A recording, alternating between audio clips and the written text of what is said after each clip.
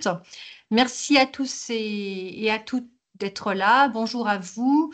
Je suis ravie de vous accueillir aujourd'hui pour ce webinaire régional. Donc moi, je suis Catherine Morand, je suis la responsable du parcours grand âge en ARS Bourgogne-Franche-Comté.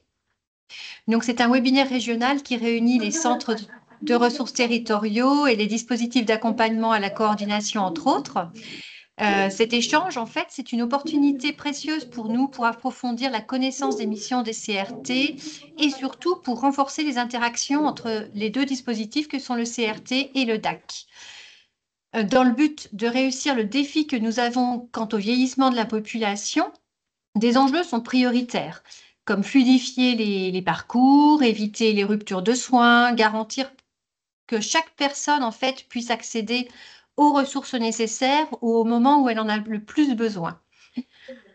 Les CRT jouent ici un rôle central en tant qu'interlocuteur spécialisé, apportant un appui technique, un appui méthodologique aux professionnels de terrain sur des sujets qui sont liés à la prise en charge des personnes âgées à domicile.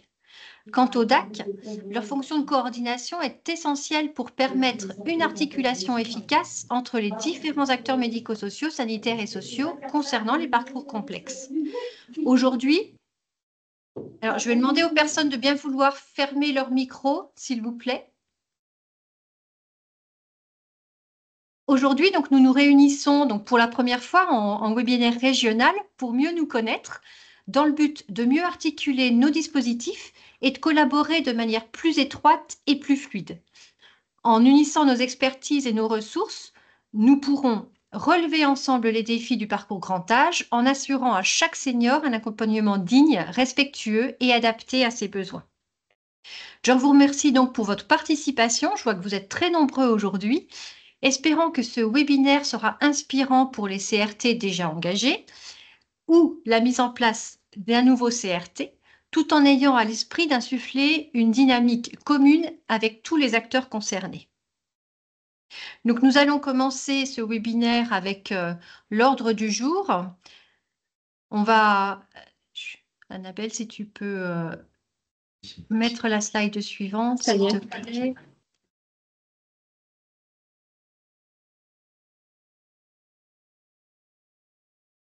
On ne la voit pas. Attendez, des petits problèmes. Voilà, ça arrive. Et tu peux enregistrer, c'est bon. Ah oui, je voulais également préciser à tout le monde, est-ce que quelqu'un serait éventuellement dérangé par le fait qu'on enregistre ce webinaire? Non, c'est bon pour tout le monde? Ok. Merci à vous en tout cas. Voilà, donc l'ordre du jour. On va faire un point en premier sur les centres de ressources territoriaux avec un petit cadre juridique, les missions, un état des lieux, l'appel à projet. En deuxième point, on va voir une articulation entre les DAC et les CRT. Ensuite, nous allons vous proposer une petite intervention d'une collègue sur ITIX. Enfin, nous aurons l'intervention de Madame Levallois et de Monsieur de Malglaive sur un retour d'expérience CRT DAC dans le 89. Et pour l'avant-dernier point sera un partage de documentation qu'on fera avec vous. Et enfin, pour finir, on aura un temps d'échange de questions-réponses. Je te laisse passer la diapo suivante, Annabelle. Alors, les centres de ressources territoriaux. Donc, un cadre juridique, alors assez rapidement, l'article 47 de la loi de finances de la sécurité sociale a créé en 2022 donc, les centres de ressources territoriaux. Donc, autant dire que c'est un dispositif qui est récent. Le décret du 27 avril 2022 a modifié le Code de l'action sociale et des familles en lien avec ces centres de ressources territoriaux. Nous avons eu un premier cahier des charges qui a été publié en avril 2022 et une instruction aux ARS pour assurer le déploiement des centres de ressources territoriaux également en 2022. Les centres de ressources territoriaux, qu'est-ce? Alors, ils ont comme mission d'offrir un accompagnement renforcé à domicile. C'est donc dans le cadre du virage domiciliaire et dans le cadre du déploiement du maintien à domicile pour les personnes âgées. Il se concentre sur 4 axes pour améliorer la prise en charge de personnes âgées à domicile. C'est l'information et la formation, la coordination et le soutien, l'innovation et le développement et l'aide aux aidants. Le cahier des charges et l'instruction donnent deux volets en fait d'intervention au niveau des centres de ressources territoriaux. Donc, un premier volet au sein de l'établissement porteur. Donc, le centre de ressources doit réaliser au minimum une action dans 3 champs qui sont imposés au niveau de la réglementation. Le premier, c'est favoriser l'accès des personnes âgées aux soins et à la prévention. Le deuxième champ, c'est lutter contre l'isolement des personnes âgées et de leurs aidants. Et enfin, contribuer à l'amélioration des pratiques professionnelles et au partage de bonnes pratiques. Alors, on vous a mis quelques exemples pour que ce soit plus concret au niveau de ces missions des centres de ressources. Par exemple, vous avez l'activité physique APS et sportive qui peut être proposée en fait comme action par le centre de ressources. Ça peut être aussi des prestations de télésanté, télémédecine, télésoins. Ça peut être tout différemment une médiation animale ou alors une constitution d'un club des aidants ou une communauté de pratique professionnelle. Voilà, il y a plein d'autres, cette liste pardon, n'est absolument pas exhaustive.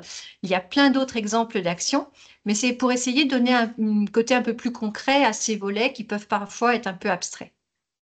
Le deuxième volet imposé au centre de ressources, c'est un volet qui a lieu donc plus sur le domicile, avec un ensemble de prestations qui sont proposées et ajustées selon les besoins des bénéficiaires.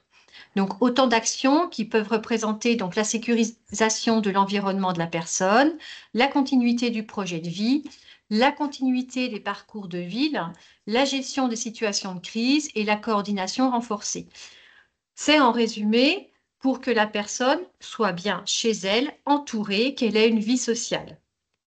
Donc, quelques actions concrètes également, comme exemple, une astreinte de nuit mutualisée pour pouvoir intervenir au domicile de la personne, un accueil aux urgences au sein de l'EHPAD, un accueil séquentiel, un hébergement de nuit ou des conseils, tout simplement, au niveau juridique et des conseils sociaux pour pouvoir appuyer la personne âgée à domicile et faire en sorte qu'elle puisse avoir toutes les aides et tous les appuis possibles. Voilà. Alors, je ne sais pas si ma collègue, le docteur Cellotto, j'ai pas vu si elle était connectée. Oui, je suis connectée. T'es là, Jeanne? Ok, super.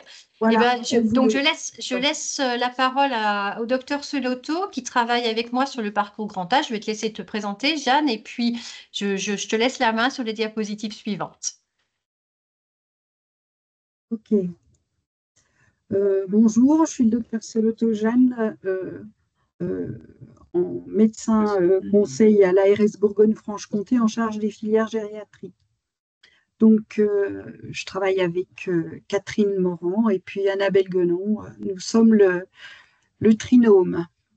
Voici ce qui existe déjà sur les centres de ressources territoriaux. 4 ont été installés en 2023, l'un sur Auxerre, un sur le CHHCO, un sur Val-de-Saône et un quatrième sur le Creusot.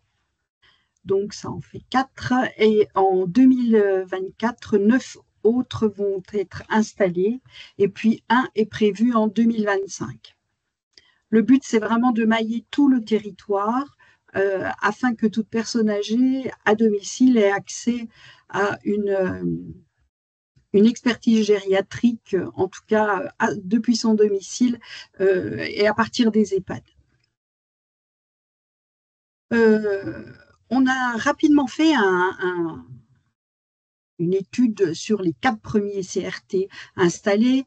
Les observations générales montrent que, ma foi, les retours sont vraiment positifs de la part des usagers et des professionnels, que notamment les actions de prévention sont plébiscitées.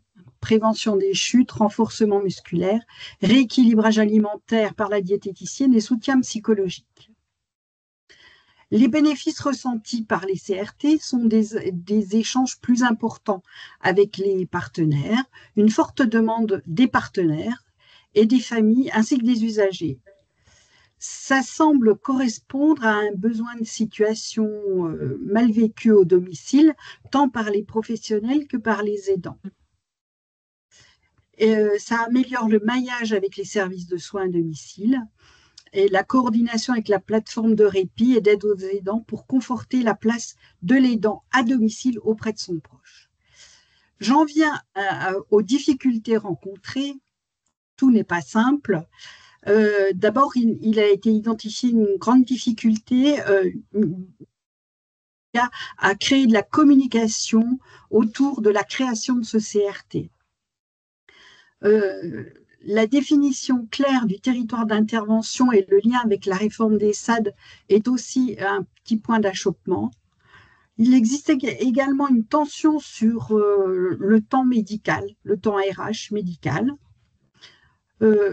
C'est l'objet de notre webinaire, c'est aussi la distinction et la répartition des rôles avec le DAC. Et puis l'acculturation à ITIX, et c'est aussi l'objet de notre webinaire aujourd'hui. Voilà, je vous remercie.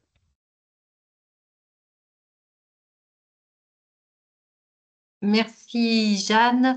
Je vais passer la parole maintenant à Caroline qui va vous parler donc, de l'articulation sur le CRT et les DAC. Je vais te laisser te présenter également, Caroline, pour ceux qui ne te connaissent pas. Oui, est-ce que vous m'entendez bien? Parce que je passe par le micro de Catherine, on est dans la même pièce. Est-ce que c'est bon? Oui. Un mot qui dit oui. Ok, merci. Donc moi, je suis Caroline Counil. Je travaille à la direction de l'innovation et de la stratégie à l'ARS. Je suis au siège à Dijon et je m'occupe plus particulièrement de la politique et la mise en œuvre des DAC sur toute la région Bourgogne-Franche-Comté. Ce que je vais vous présenter maintenant, c'est plutôt l'articulation CRT-DAC. Je vais rappeler un peu les missions des DAC. Voilà. Dans cette slide, vous pouvez voir un peu les attendus et surtout les objectifs et les missions de chaque dispositif. Donc, pour les DAC, donc là, il y en a qui sont présents au webinaire aujourd'hui. J'en ai vu quelques-uns.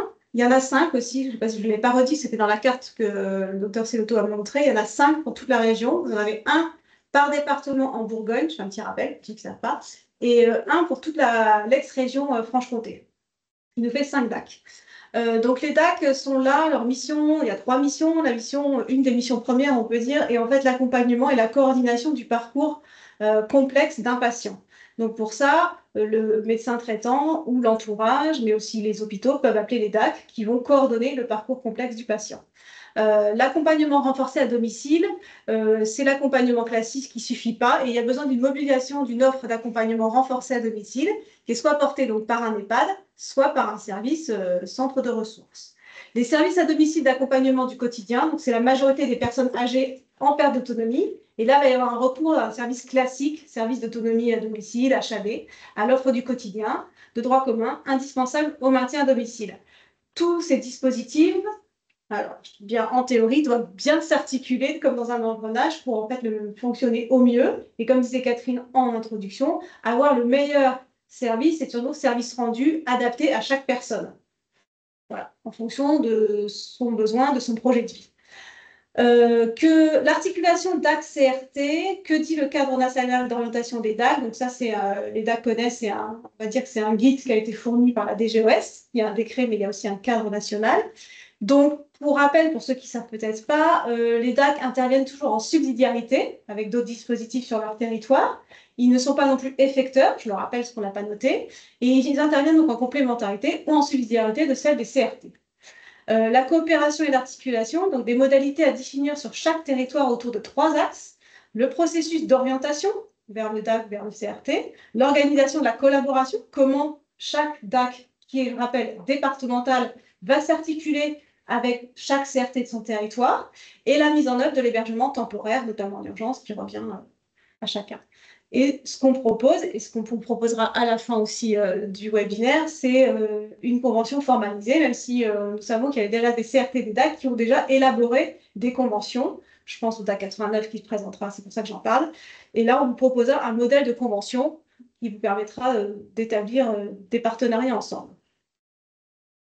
Les pistes de coopération DAC-CRT, je suis toujours dans le CNO, évidemment. Donc, les modalités d'orientation, donc c'est des propositions. Je coupe un micro, peut-être. Les modalités d'orientation, donc le DAC peut être la porte d'entrée vers le CRT et le DAC peut être associé aux commissions d'admission en CRT. Je sais que ça se fait sur certains territoires, on en parlera tout à l'heure.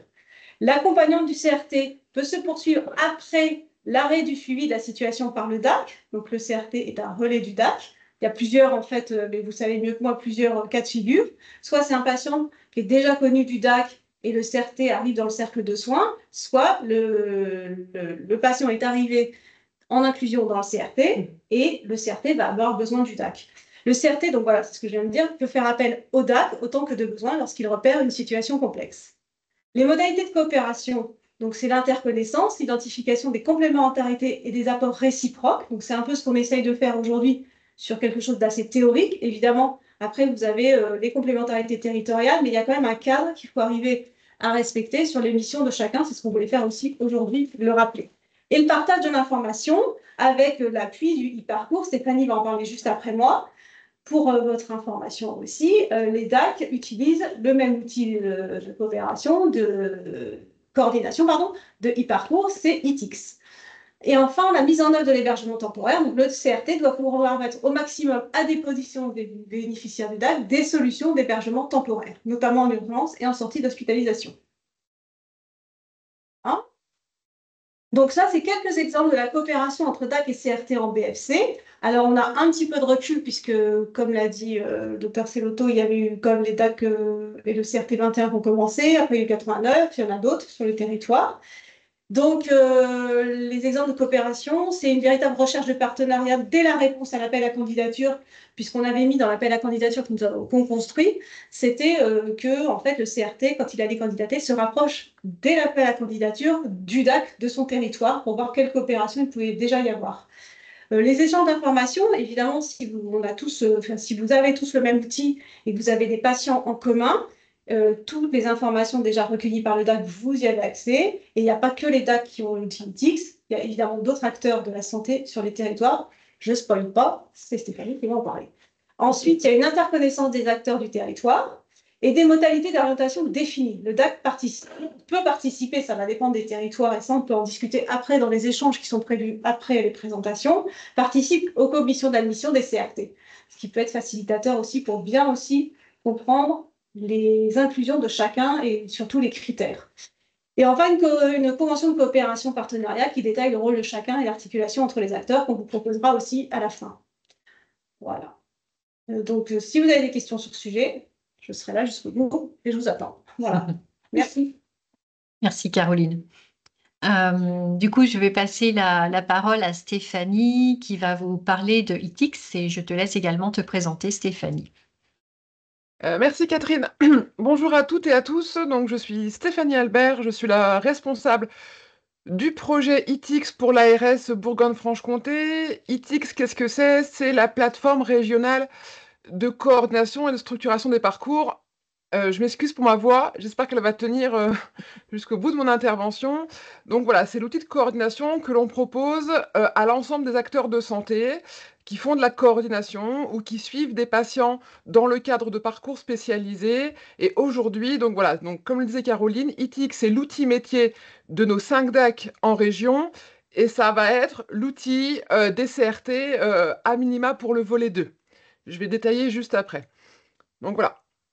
ITIX, on a fait un choix fort en Bourgogne-Franche-Comté, c'est effectivement de le proposer à l'ensemble des centres ressources territoriaux pour le volet 2, donc l'appui, la prise en charge des personnes. Pourquoi? Premier objectif, effectivement, c'est pour faciliter le travail ensemble, pour faciliter votre coopération avec les DAC, entre autres, mais pas que. Aujourd'hui, ITIX est utilisé par des établissements sanitaires, des groupements hospitaliers de territoire, mais également les structures médico-sociales type SIAD, SAD, SPASAD, plateforme de répit, et j'en passe. Juste après, vous verrez, j'ai fait la répartition par parcours. Aujourd'hui, ce qui est demandé à l'ensemble des CRT autorisés en Bourgogne-Franche-Comté, c'est d'ouvrir un dossier ITIX pour chaque nouvelle prise en charge du CRT. Donc là, je ne vais pas le détailler volontairement, puisque vous allez, soit c'est déjà le cas, soit vous allez être prochainement accompagné par nos collègues du GRAD. Donc le GRAD, c'est le groupement régional d'appui au développement de la e-santé. C'est l'organisation à qui on délègue, nous ARS, toutes les actions de formation et d'accompagnement.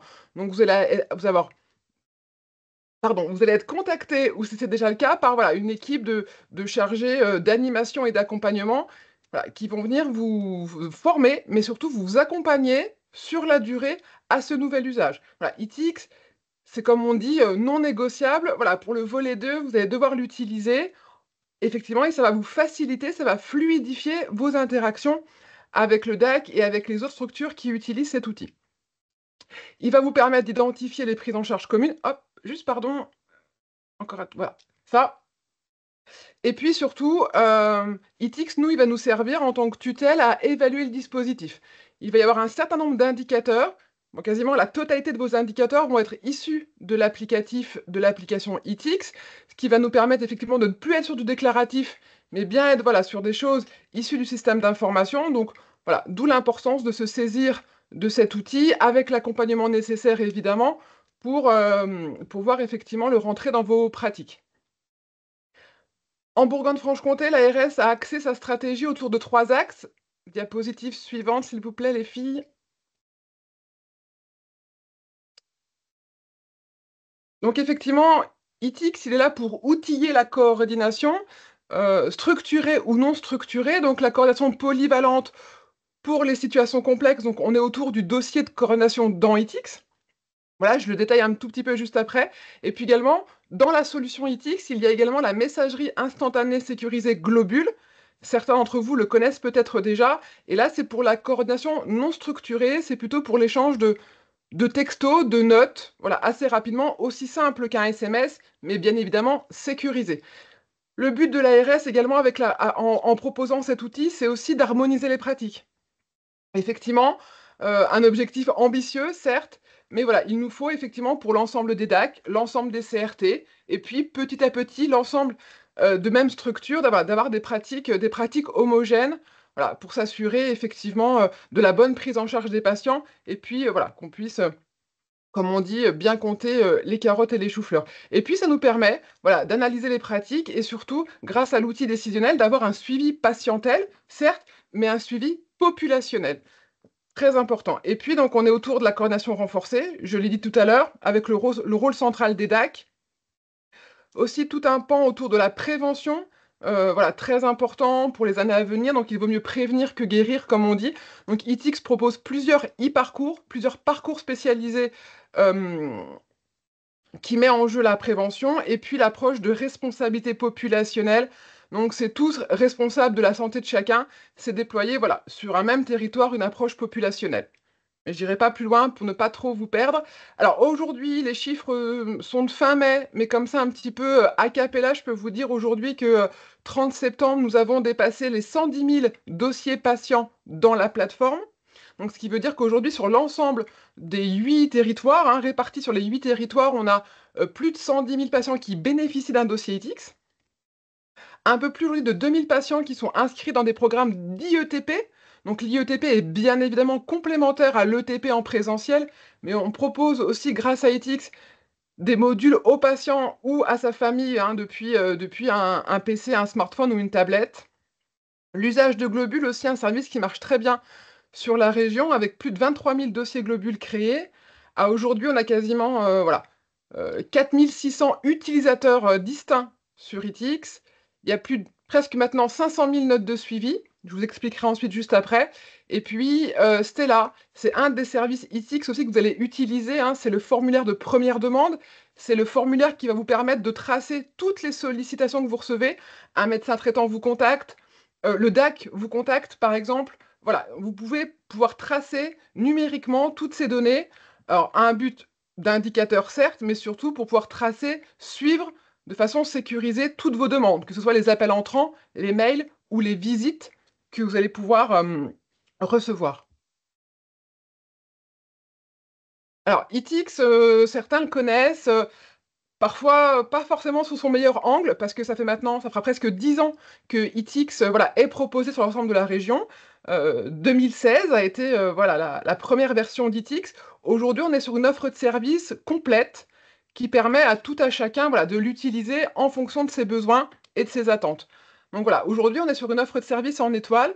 Ce qui aujourd'hui nous intéresse le plus, Pour les centres ressources territoriaux en lien avec les DAC, c'est le dossier de coordination. C'est ce dossier patient que vous aurez en commun. Soit le DAC l'ouvre, soit vous, CRT, vous l'ouvrez. Et si vous avez des prises en charge communes, c'est sur ce même dossier que vous allez pouvoir venir interagir. Sur ce dossier, vous allez retrouver le cercle de soins, donc l'ensemble de l'équipe de prise en charge. Vous allez pouvoir retrouver des outils d'évaluation, donc typiquement la grille Agir qu'on connaît tous, hein, mais pas que.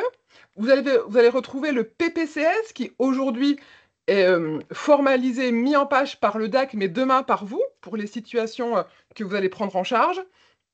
Voilà, les notes de suivi, l'agenda du patient. Voilà, donc je ne vais pas rentrer dans le détail puisque mes collègues du grade vous accompagneront en ce sens. Donc demain, vous allez faire l'usage donc, du dossier de coordination et puis également de Globule, donc cette messagerie instantanée sécurisée qui est intégrée dans ITX. Donc Globule, vous pouvez autant en faire l'usage sur votre téléphone, c'est l'usage principal, mais également vous pouvez recevoir et envoyer des notes depuis ITX. C'est sa force, c'est cette synchronisation, cette intégration des deux outils. Et puis, je le disais, donc c'est l'outil de la décision. On y reviendra aussi peut-être dans vos questions, parce que voilà, dès lors que vous aurez saisi les informations dans ITX, vous allez avoir donc des rapports d'activité, ceux qui sont demandés évidemment par la tutelle, hein, par nous-mêmes ARS, mais pas que. Si vous avez besoin ensuite d'avoir des tableaux de bord internes pour piloter votre activité, pour piloter votre unité, ITX pourra répondre à ce besoin. Là, ce sont tous les e-parcours, les parcours spécialisés que l'on propose en région. Donc vous le voyez, on a aussi donc, le soutien, l'accompagnement aux aidants. Aujourd'hui, toutes les plateformes de répit de BFC utilisent ITX, donc avec un parcours propre à leur mission, un parcours structuré. Mais voilà, demain, l'ouverture pour qu'effectivement vous puissiez bénéficier des informations de l'un et de l'autre. Je pense aussi au PASS. Le PASS, c'est le suivi des patients qui bénéficient d'une prescription d'activité physique adaptée. Voilà. Donc tout ça, tous ces acteurs de santé qui sont sur ces parcours utilisent ITX. L'IETP, je vous en parlais brièvement. Et puis ensuite, vous avez tout ce qui est gestion des demandes et informations. Donc voilà, c'est tout ce qui est gestion des consentements, des accès, le formulaire de première demande. Je ne m'arrête pas dessus. Si vous avez des questions, pareil, je suis là jusqu'à la fin pour y répondre. Sinon, mes collègues du grade prendront le relais et vous expliqueront tout cela lors des formations. Globule, donc c'est notre MIS, MIS pour messagerie instantanée sécurisée. Voilà, il est vraiment complémentaire à l'outil ITX. Aujourd'hui, vous allez faire la plupart de vos usages sur l'outil ITX. Donc l'outil ITX, c'est une application web, il vous faut un ordinateur ou une tablette, et puis un lien Internet. Et mes collègues du grade vont vous donner donc un login et un mot de passe. Vous allez pouvoir vous authentifier de façon nominative et faire vos pratiques. Et voilà, et créer un dossier, compléter des informations. Et puis, vous allez pouvoir utiliser ITX, surtout dans l'interaction avec les libéraux, mais pas que. Donc, Globule, je le disais, pardon, c'est depuis ITX, envoyer un texto, je sais pas, un VAD réalisé ce jour, PPCS en cours, ou prochaine RCP programmée le 4 octobre à 15 h. Vous faites cette note depuis votre clavier, depuis ITX, et elle va arriver sur les téléphones de l'ensemble du cercle de soins, équipé de globules évidemment. Donc ce qui veut dire que vous, dans un CRT, voilà, vous faites l'usage de globules, et puis l'infirmier libéral, ou même les collaborateurs du DAC qui ont globules sur leur téléphone, ou une structure médico-sociale type le SIAD, vont recevoir ces informations depuis leur téléphone. Donc voilà, donc on est vraiment également comme ITX, un outil proposé gratuitement qui vous permet donc de partager des données avec différents intervenants, également échanger hors contexte patient. Voilà, on pourra vous le préciser aussi lors des sessions de formation. Ça permet de rédiger des textos, des notes textuelles, mais également d'envoyer des photos et puis plus récemment, comme c'est la mode, également envoyer des vocaux. Ça vous permet également de sélectionner le niveau de confidentialité. Tout le monde ne verra pas tout ce qui se passe à la fois dans ITX et à la fois dans Globule. Évidemment, nous avons une matrice d'habilitation et tout acteur de santé n'est pas habilité à avoir toutes les informations du patient. Un médecin traitant, évidemment, est habilité à avoir toutes les informations. Et par exemple, un travailleur social aura une restriction de droit et de vue et ne verra pas l'ensemble des informations. Et puis, ça vous permet également de renseigner l'agenda du patient pour dire, demain matin, par exemple, Madame Michu, elle aura le passage du SIAD ou le passage du kiné. Donc voilà, ce qui rend la plage indisponible et éviter que les acteurs de santé, les professionnels, ne se chevauchent et arrivent en même temps que le kiné ou en même temps que l'aide-soignante. Voilà, donc je sais qu'ITX est un sujet très passionnant, voilà, qui peut effectivement interpeller, beaucoup de questions. Donc je suis là aussi comme mes collègues jusqu'à 16 heures. Si vous avez la moindre question, je suis également disponible après, évidemment, et mes collègues du grade qui vont prendre le relais assez rapidement derrière. Merci à toutes et à tous. Merci Stéphanie. Nous allons donc passer la main maintenant à Madame Levallois et à Monsieur de Malglaive. C'était bon, Caroline, pour J'ai donné voilà. la main, c'est bon. Donc normalement, vous pouvez partager votre écran. Alors, bonjour, je vais tenter de vous partager la présentation. Voilà, et je vous laisse également vous présenter. Vous voyez bien le diaporama là? Parfait. C'est Parfait. très bien. Madame Levallois, vous êtes en ligne aussi? Oui, On je vois part- bien. Vous m'entendez? Oui. Oui, c'est bon, on vous entend. Très bien. Donc, on va vous faire un petit retour d'expérience de la manière dont nous, on a compris nos rôles respectifs dans Lyon. C'est pas, je pense, un modèle, hein, c'est vraiment un exemple de ce qu'on fait avec juste 6 mois de recul. Hein, donc, c'est encore tout neuf. Hein. Madame Levallois, je démarre. Vous pouvez vous présenter, puis je suis après. Allez-y.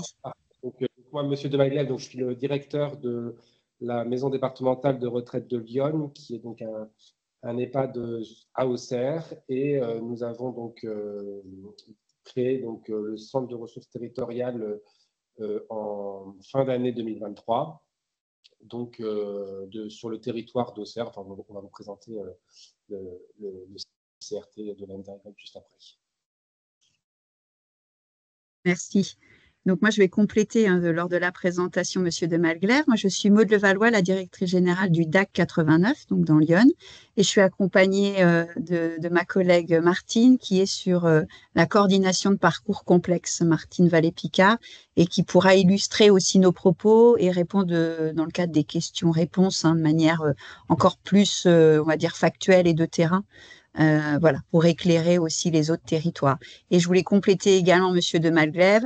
Il a entièrement raison. J'aurais voulu aussi, en introduction, dire qu'on n'est vraiment pas là pour. C'est pas forcément un copier-coller. Hein, on est vraiment là pour donner un exemple de territoire et un retour de notre expérience. Et nous inscrivons quand même dans un contexte très favorable. On a toujours très bien travaillé avec la maison départementale de retraite de Lyon, l'EHPAD d'Auxerre. Et autant sur tous les dispositifs qui ont été créés, c'est vrai que voilà. Donc c'est aussi, ça s'inscrit dans une histoire. Hein. Voilà. J'ai oublié de présenter aussi, je suis accompagné donc de Flavie Bourotte et d'Anne-Laure Gourville qui pilotent le projet du CRT avec moi sur la maison de retraite et donc qui aussi pourront répondre aux questions peut-être plus pratiques de notre activité. Alors, ça, je vais passer parce qu'on l'a déjà vu et on va tout de suite vous présenter donc nous notre CRT donc à Auxerre. Donc c'est le seul CRT de Lyon qui est sur un territoire qui correspond au SIAD de notre établissement. On a 25 places de SIAD. Donc c'est principalement la ville d'Auxerre et quelques communes autour d'Auxerre. Et un petit élargissement va avoir lieu demain, à partir de demain, sur des communes toutes à 30 minutes à peu près en voiture de la maison de retraite. En tout, ça correspond à 45 000 habitants à peu près, la totalité du territoire. L'équipe, elle n'est pas encore complète. Hein. Là, c'est une équipe à date. Hein. Pour l'instant, il y a trois AS, ASG, un temps d'infirmière coordinatrice, un temps de secrétariat et l'encadrement présent ici qui participe aussi au projet.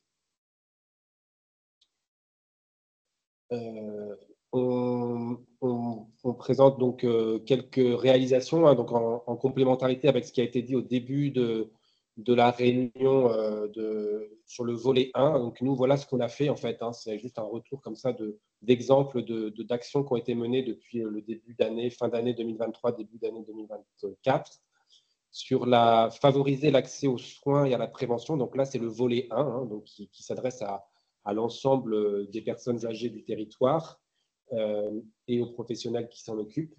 Donc, favoriser l'accès aux soins et à la prévention. Il y a l'accompagnement à des rendez-vous médicaux. On a réalisé des accompagnements à des rendez-vous médicaux. On facilite l'accès à la vaccination. Ce sont des exemples d'actions qui ont été faits. Sur la lutte contre l'isolement des personnes âgées et de leurs aidants, on a organisé des activités culturelles, théâtre, visites culturelles, des shoppings, accès au culte, des activités sportives en lien aussi avec Yon Sport Senior, organisé par le conseil départemental, des activités aussi avec l'EHPAD, dans les murs de l'EHPAD, carnaval, olympiade, après-midi crêpes, enfin des choses qu'on organise à l'EHPAD et qu'on ouvre à la population du centre de ressources territoriales, du bassin de vie du centre de ressources territoriales, des activités détente. Un soutien aux aidants, donc à la maison de retraite d'Auxerre, nous avons aussi donc la plateforme de répit qui est dans nos murs, donc on organise des activités et des visites conjointes avec la plateforme de répit. Et ce mois-ci, il y aura un après-midi à thème pour les aidants sur la diététique. Et puis le quatrième point du volet 1, c'est l'amélioration des pratiques professionnelles, où là, donc depuis fin 2023, enfin depuis début de l'année, pardon, on organise des actions flash avec les professionnels des SAD, SIAD du territoire, sur des thèmes avec des professionnels de l'établissement qui les animent sur 1h30 à peu près en début d'après-midi sur les soins palliatifs, les personnes de confiance, directives anticipées, l'alimentation, l'hygiène bucco-dentaire, l'hygiène du domicile, l'apaisement, la gestion de la douleur, et sur aussi un simulateur de vieillesse. Donc là, ça a touché à peu près une quarantaine de professionnels d'établissements partenaires qui ont participé à ces actions depuis le début de l'année. Et puis, sur le volet 2, donc là, c'est une file active précise de 30 bénéficiaires qui ont une moyenne d'âge de 81 ans, qui sont tous de GIR 1 à 4. Donc, dans notre cas, il y en a 10, en fait, pile 10 de GIR 2, 10 de GIR 3, 10 de GIR 4. C'est une coïncidence, mais voilà, c'est réparti comme ça. Et là, nous réalisons donc des actions pour sécuriser le domicile, gestion des situations de crise, la continuité du projet de vie et la coordination renforcée. Donc, ça a été présenté en début de réunion. Donc, c'est la sécurisation du domicile, c'est beaucoup autour de la domotique. On travaille avec une plateforme, un partenaire qui nous aide à mettre en place des aides domotiques à la maison. La gestion des situations de crise s'appuie beaucoup sur l'accueil temporaire, l'hébergement temporaire, l'accueil de jour, l'accompagnement des aidants en partenariat avec la plateforme de répit, et puis les déplacements qui ont été générés par la téléassistance. Si jamais il y a des situations qui nécessitent un déplacement à domicile, on peut le faire aussi. On l'a fait depuis le début de l'année. La coordination renforcée, eh bien, c'est un suivi le plus étroit possible avec nos partenaires du territoire. Alors, bien sûr, le DAC, on va en parler un peu plus après. Les services d'aide et d'accompagnement à domicile, les SIAD, le CCAS également, la plateforme de répit encore. Voilà, donc ce sont des visites conjointes à domicile et puis des réunions de coordination régulières pour échanger sur les situations difficiles qu'ils rencontrent sur le territoire et les accompagnements qu'on fait ensemble sur les 30 personnes suivies. La continuité du projet de vie, la lutte contre l'isolement, ça passe par des visites hebdomadaires de l'équipe du CRT chez la personne à domicile. Et là, il y a un programme d'activité qui a été élaboré en début d'accompagnement. Comme exemple, on peut parler de la mobilisation physique, des promenades, ateliers cognitifs, des soins de bien-être, des discussions. Le but est d'être à la maison avec la personne pour faire des actions de prévention. Et puis, ces 30 bénéficiaires peuvent évidemment aussi participer au volet 1, à tout ce qu'on a dit dans le cadre du volet 1. Voilà pour notre présentation du CRT et nos réalisations. Madame Levallois, je vous laisse la parole pour la suite. Merci beaucoup. Donc, je complète sur la partie DAC, même s'il y a une présentation de Caroline, l'objectif, c'était aussi de vous présenter le DAC de Lyon avec ses spécificités. Dans Lyon, le DAC a vu le jour en 2022 et donc nous avons, on va dire, respecté le cahier des charges, mais aussi nous avons capitalisé sur l'existant et tout notre historique. Donc, à date, nous avons des particularités forcément, mais qui sont importantes d'être notées. Donc, notre mission 1, qui est la mission du numéro d'appui et d'orientation, on appelle, au lieu de l'appeler numéro unique, c'est bien un appui aux professionnels de santé. Donc, ça, vous reverrez après, pour que ça soit plus clair pour vous, avec Monsieur de Malglaive, nous avons fait des complémentarités, un tableau de complémentarité, notamment sur les publics. Donc, sur la mission 1, on reçoit l'appel et donc, dans cette mission, on a une réponse d'information et d'orientation, d'aide au repérage. Les outils, nous avons des outils en termes de ressources du territoire que l'on retrouve sur notre site internet et Espace Pro, et les outils qui a également cité, je le mettais après, tous les outils de l'e-santé qui a également cité Stéphanie au niveau de l'ARS qui font partie du bouquet ITIX.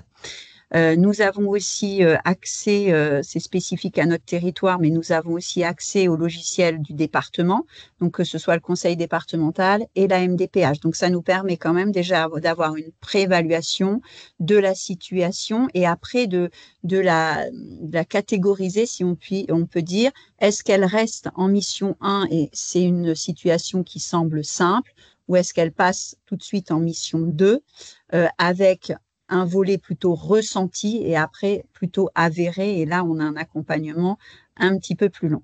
Pour revenir sur la mission 1 et la complémentarité également avec le CRT, là où on va faciliter l'interconnaissance, c'est également sur les ressources du territoire. C'est-à-dire que forcément, le CRT va être listé, si je puis dire, dans ses ressources et ça va être une orientation possible dès la mission 1 si on nous demande un accompagnement qui peut répondre au CRT. Donc, on a une complémentarité sur ce volet-là. Sur la mission 2, nous sommes vraiment dans l'accompagnement de la situation complexe, mais un accompagnement, c'est pareil. La sémantique prête souvent à confusion. Ça, je voudrais le rappeler et on va aussi le mettre en lumière avec Monsieur de Malglaive. L'objectif, c'est aussi de se dire, c'est pas un accompagnement comme vous pouvez connaître justement dans le cadre du CRT ou du SIAD. On est vraiment sur un appui déjà aux professionnels de santé. Et après l'accompagnement de la personne, il reste dans une coordination. L'idée, c'est d'avoir une évaluation multidimensionnelle sur tous les domaines, donc que ce soit social, médico-social ou sanitaire, si on reprend rapidement, mais on a aussi le logement, on a d'autres domaines avec le signalement au procureur, etc. Donc, on fait une cartographie de la situation et puis on va travailler après la mise en confiance. Et on va travailler également l'acceptation des aides, puisqu'on a beaucoup de refus aussi et d'accompagnement de refus des soins et des aides. Et puis, on va essayer de travailler nos leviers, et donc notamment le CRT en fait partie. Vous verrez, ma collègue, on vous présentera une situation où ce que vous avez, Caroline a évoqué tout à l'heure sur les modalités d'orientation. On avait 3 modalités qui étaient la première, je voulais revenir justement sur la première et les 2 autres. La première, c'était la porte d'entrée en tant que le DAC pouvait être la porte d'entrée du CRT. Dans Lyon, on n'a pas choisi cette option-là, donc ça, on y reviendra aussi dessus, sur ce sujet-là. Et puis, nous ne participons pas non plus aux commissions d'admission, mais voilà, on a d'autres temps d'échange. Donc, sur cette mission 1, elle est assez adaptée. Sur la mission 2, on a vraiment un va-et-vient, c'est-à-dire que aussi bien la porte d'entrée, la première entrée sur la mission 2, ça peut être tout de suite le CRT qui nous oriente ou inversement, le DAC oriente au CRT. Et puis cette mission 3 qui va être une mission transversale, qui est une mission d'animation du territoire où on retrouve le CRT autour de la table, si je puis dire également, sur la favorisation. Donc, on en a parlé de l'interconnaissance, on en a parlé en mission 1, mais en mission 2, c'est également se mettre autour de table sur des thématiques et non pas autour de la situation. Mission 1, mission 2, on est vraiment sur la situation que nous a adressée un professionnel. Sur la mission 3, on va être plutôt sur des thématiques qui vont être soit récurrentes, soit très atypiques selon les territoires, et on va pouvoir se réunir, se mettre autour de table, soit par des réunions de concertation de nos files actives, mais également des groupes de travail, ou de l'Observatoire des ruptures de parcours, où justement le volet développement de la e-santé, Stéphanie en a très bien parlé. En termes d'action, on a pu, nous, animer des rencontres, participer à des instances locales, régionales et nationales qui ont été mises en place sur cette action 3. Et on est en train de mettre en place la gouvernance territoriale. Ce qu'on appelle la gouvernance territoriale, ce sont des lieux de rencontre où justement on va pouvoir évoquer une thématique plutôt que la situation de Madame Michu, si je reprends voilà, l'intervention de Stéphanie. Rapidement nos missions pour compléter Caroline qui a très bien parlé du cahier des charges, enfin du CNO, le cahier national d'orientation. Vous pouvez avancer, Monsieur de Malguet. Merci. Alors là, c'était que vous ayez aussi en tête, puisque c'est un point sur lequel on va se distinguer du CRT, notamment au niveau du territoire. Donc, nous sommes sur un périmètre d'intervention départementale. On a listé à date 600 partenaires, mais vraiment, quand on les réunit en fédération notamment, ou en union régionale, etc. Sinon, on en a beaucoup plus, puisqu'il y a tous les professionnels de santé à lister. Et puis, un numéro d'appui et d'orientation, je vous l'ai évoqué tout à l'heure, qui pourrait être l'entrée du CRT, mais on n'a pas fait le choix et on vous expliquera pourquoi. Les rencontres, je vous en ai parlé, en 2023, nous avons mené 74 rencontres directement animées ou co-animées par le DAC et 90 à laquelle on a pu participer. Et puis nous créons aussi, on est en train de créer aussi des outils pour pouvoir répondre aux professionnels sur toute situation et toute, on va dire, interrogation. Dès qu'on a une interrogation, on va se mettre voilà, autour de table et essayer de voir un petit peu comment on peut y répondre. Quand il n'y a pas la réponse, on crée des fiches d'aide qui peut nous permettre comme ça d'avoir la même réponse, d'harmoniser la réponse au niveau du territoire et de tous les professionnels, pour qu'après le professionnel l'apporte au chevet, si je puis dire, du patient. Vous pouvez avancer. Merci. Un ordre d'idée au niveau des sollicitations, donc ça veut dire au niveau des situations qui nous ont été orientées. Donc on a reçu 5000 appels pour 2152 situations très exactement. La plupart de nos appels proviennent des professionnels de santé, dont le CRT, puisque c'est 75%, et les autres des usagers ou des entourages en direct qui sont le plus souvent informés par le professionnel de santé. Nous suivons aussi des situations de personnes qui sont en Covid long. Nous en avons eu 19 en 2023. Et puis ça, c'est notre réactivité au numéro d'appui et d'orientation pour apporter une réponse, que ce soit une information, une réorientation ou un suivi en mission 2. Sur la mission 2, vraiment l'accompagnement de la personne qui est à mettre entre parenthèses dans l'accompagnement, hein, parce que c'est un mot vulgarisé, si je puis dire, voilà, un mot qui va parler à tout le monde selon les situations, puisqu'on accompagne également en EHPAD, on accompagne en SIAD, on accompagne en CRT. Donc, c'est plutôt de la coordination. Hein. Donc, quasiment 800 inclusions, donc nouvelles situations complexes en 2023, et on suivait 740 situations au 31 décembre 2023. Avancer. Voilà. Donc, voilà, l'idée, c'était qu'on puisse intervenir à deux voix avec l'EHPAD de la MDRY d'Auxerre, de pouvoir vous mettre en lumière ce qui nous a parlé, nous, dans notre territoire et l'historique, hein, puisque du coup, on s'inscrit quand même dans un historique au niveau des partenariats, notamment. Et donc, nous avons fait rapidement un tableau qui dresse les complémentarités dans le cadre de nos missions.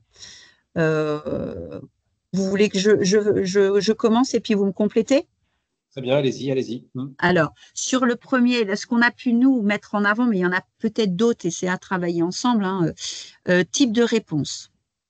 Donc, volet CRT, vous pouvez, puis je vais compléter côté DAC. Donc, nous, comment on comprend nos missions par rapport au DAC, hein, c'est que le CRT, déjà, on voit bien que quand on répond, c'est pour apporter du soin, c'est une aide-soignante ou une ASG qui va être à domicile avec ou l'infirmière, ouais, sur des soins renforcés et pourquoi pas des toilettes à deux avec le SIAD ou avec voilà, c'est vraiment un appui à domicile au long cours et on travaille en collaboration étroite avec les services à domicile. On est pas mal dans le faire en fait, dans des actes de nursing, voilà. Voilà, c'était bien le point, oui, tout à fait. On était vraiment, nous, on a vulgarisé aussi au début du CRT pour que ça nous parle. Hein, dans Lyon, en tout cas, on le mettait soit EHPAD à domicile, soit EHPAD hors les murs. Il faut bien reprendre aussi cet historique, hein, pour certains qui connaissent, qui a été après changé le nom en CRT, mais c'est vrai que ça nous parle bien pour notamment nous différencier également du CRT, puisqu'on ne fait pas du tout l'émission d'un CRT. Sur le DAC en tant que tel, je vous l'ai dit juste avant dans ma présentation, les types de réponses, vous avez les 3 types de réponses, et donc c'est bien un appui déjà aux professionnels de la santé, puisque ça a été élargi, c'est pas qu'aux professionnels de santé, mais on peut très bien répondre à des associations d'usagers, au monde médico-social, les services d'aide à domicile, l'EHPAD en tant que tel, le CRT, etc. Il assure donc le DAC assure une réponse d'information, d'orientation et de coordination, on en a parlé. Et l'idée, c'est de mettre en lien et d'orchestrer, en fait, les parcours de santé en faisant appel à d'autres structures, dont le CRT. Voilà un petit peu sur ce volet-là. Mais si vous avez des questions, on pourra y répondre après. Le deuxième point, c'était la temporalité. Vous pouvez y aller. La temporalité, donc le CRT, lui, va accompagner, une fois que la personne est rentrée dans le volet 2, il va l'accompagner dans la durée, un peu comme dans un SIAD, jusqu'à ce qu'il soit, on revoit le parcours, le projet, ou soit c'est une entrée en institution, soit bon, il peut avoir un décès, enfin voilà, mais ça peut durer plusieurs mois, voire plusieurs années. Alors que le DAC, ça va être plus court, l'orientation. Allez, je vous laisse Oui. Alors c'est pareil, il y a toujours des cas particuliers, mais sur le papier, nous sommes plutôt dans un accompagnement temporaire, alors qui peut aller des fois, qui s'étend des fois à plus d'1 an. Mais voilà, dans nos missions propres, on est sur orientation, information, on en a parlé, dénouer un problème, j'ai essayé d'un peu vulgariser, coordonner, et après on se retire de la situation une fois qu'on a trouvé un relais ou alors que la problématique n'est plus présente, on se retire de la situation. C'est vrai que quand on a des refus de soins et d'aide à travailler, ça prend plus de temps. Quand on pense notamment, puisque 80%, quand même un peu plus de 80% de nos publics sont des personnes âgées, quand on a la démence qui apparaît et puis un diagnostic peut-être à poser, il y a beaucoup de choses à mettre en place, beaucoup d'actions et d'objectifs pour que ça puisse être consolidé à domicile. Donc là, on peut des fois rester plus longtemps. Après, sur la compétence, mais Madame Levallois le disait tout à l'heure, à l'instant, là, c'est le CRT, oui. C'était un petit peu quand ça s'est créé, on parlait d'EHPAD à la maison ou d'EHPAD hors les murs. Alors, c'est des concepts voilà, qui sont un peu, c'est une ambition, voilà, mais le but, c'est que ce que l'EHPAD sait faire chez nous, là, on essaye de le proposer aussi à domicile et en construisant donc un parcours de soins avec les partenaires qui interviennent déjà, en complétant, s'il y a des trous dans la raquette, en fait, on essaye de compléter pour que le soin soit le plus complet possible, presque comme à l'EHPAD, pour que soit sécurisé sans que la personne ait besoin de rentrer à l'EHPAD. Donc, on va utiliser les compétences qu'on a à la MDRY, soignants, mais aussi la diététicienne, les infirmières, les diplômes sur la gestion de la douleur, sur un certain nombre de compétences qu'on a, on va l'apporter également à la maison sur du soin sur la durée, sur une période le plus longtemps possible. De notre côté, nous avons une équipe pluridisciplinaire qui est composée d'infirmières, assistantes sociales, CESF, psychologues et éducateurs spécialisés. Mais par contre, tout le monde fait le même métier, si je puis dire, et coordonnateur de parcours complexes. L'objectif, c'est que on a une spécificité, comme ça on peut aider ses collègues dans une équipe pluridisciplinaire. Par contre, tous les membres de l'équipe procèdent à une évaluation multidimensionnelle, ce que je vous ai évoqué tout à l'heure, et sur la santé en général, et voire même, voilà, il faut une problématique de santé pour venir au DAC, mais après, on évalue aussi sur tous les champs, que ce soit sociaux, médico-sociaux ou sanitaires, ce qu'on a évoqué tout à l'heure. Le public et le territoire, ça c'est aussi une complémentarité importante. C'est que donc, nous, sur le CRT, on est sur un territoire qui est local, c'est autour d'Auxerre. Et d'ailleurs, nos actions nécessitent d'être facilement à 30 minutes à peu près de la maison de retraite maximum. Et bien sûr, c'est le public personnes âgées, plus de 60 ans, alors que le DAC, c'est plus large. Alors, le DAC, on en a parlé, à destination de tous les publics, que ce soit enfance, puisque je vous disais que 80% sont plutôt un public âgé de plus de 60 ans, mais ça veut dire que voilà, à 20%, nous avons les autres publics, mais on couvre également le secteur de l'enfance, du handicap, de la précarité, voilà, c'est assez élargi. Il appuie les professionnels, on en a parlé, du domicile et des établissements, et surtout le département, il connaît, donc dans Lyon, c'est surtout le département. Après, j'ai vu que sur d'autres, ça pouvait être un peu différent. Au niveau des CRT, les zones ne sont pas forcément les mêmes, mais sur les DAC, Caroline vous a rappelé 5 DAC, nous sommes 4 à être sur des départements, et puis un DAC qui est placé sur la région l'ex-région franc-comtoise. Voilà, donc on a un territoire qui est assez élargi. Pour notre dernière diapo, c'est un petit peu ce qu'on a dit, mais on voudrait aussi le redire et différemment. C'est ce qui va être nos clés de réussite et de succès, on va dire, dans Lyon. C'est aussi un historique, une connaissance depuis des années, puisque avant le DAC, il y avait d'autres dispositifs et qui se coordonnaient déjà très bien. Donc on a pu reprendre et ça a facilité aussi l'installation du CRT. Je vais vous laisser sur... Non, vous voulez que j'intervienne peut-être sur le guichet intégré plutôt que guichet unique? Allez-y sur le premier. Voilà.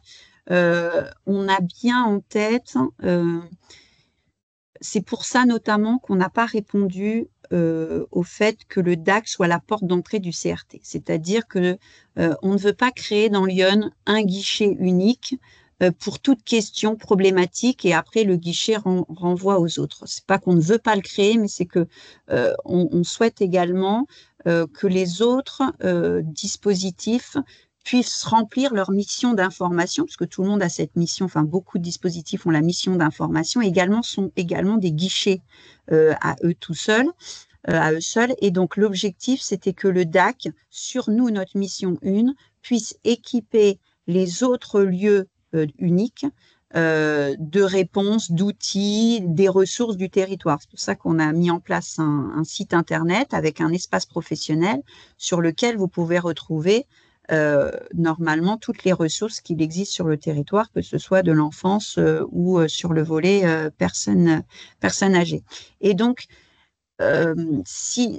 il fallait aussi qu'on évite que ce soit une réponse en entonnoir et que tout le monde soit co-responsable, entre guillemets, de cette réponse et que le CRT puisse également nous orienter et inversement et que chacun puisse jouer son rôle, que l'usager soit pas ballotté entre c'est pas moi, c'est lui, j'ai pas eu l'info, on me dit que c'est vous et puis après il est renvoyé en fait à un autre service. Voilà, l'objectif c'est que vraiment sur tous ces guichets uniques, on puisse répondre de façon harmonisée et avoir directement la bonne réponse, que l'usager qui se tourne vers sa mairie, vers le CRT ou vers le DAC, il puisse tout de suite avoir la bonne réponse, même si ça n'est pas de la compétence directe du CRT qui puisse le renvoyer au DAC ou inversement. Et puis notre communication, elle est par contre, si on n'a pas la réponse, vous pouvez envoyer au DAC qui va réorienter.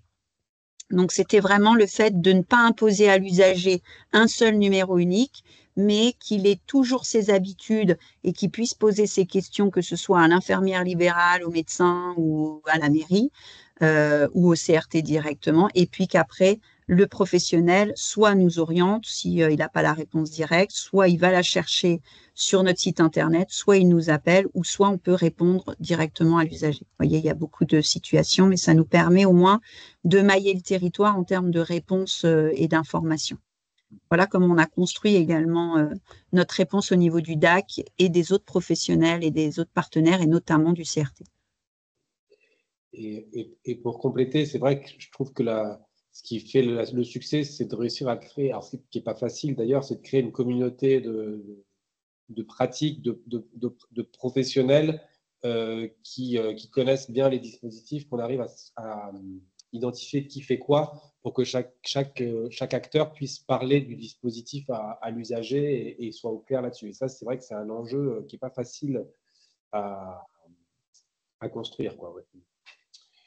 Le deuxième point, c'était l'importance de l'échange. Nous, on apprécie beaucoup de travailler avec le DAC parce qu'il y a une régularité dans les échanges, il y a des réunions régulières à la fois stratégiques, on va dire, stratégiques, c'est-à-dire autour de notre convention, sur le qui fait quoi en fait entre l'un et l'autre, régulièrement depuis le début de la création du CRT.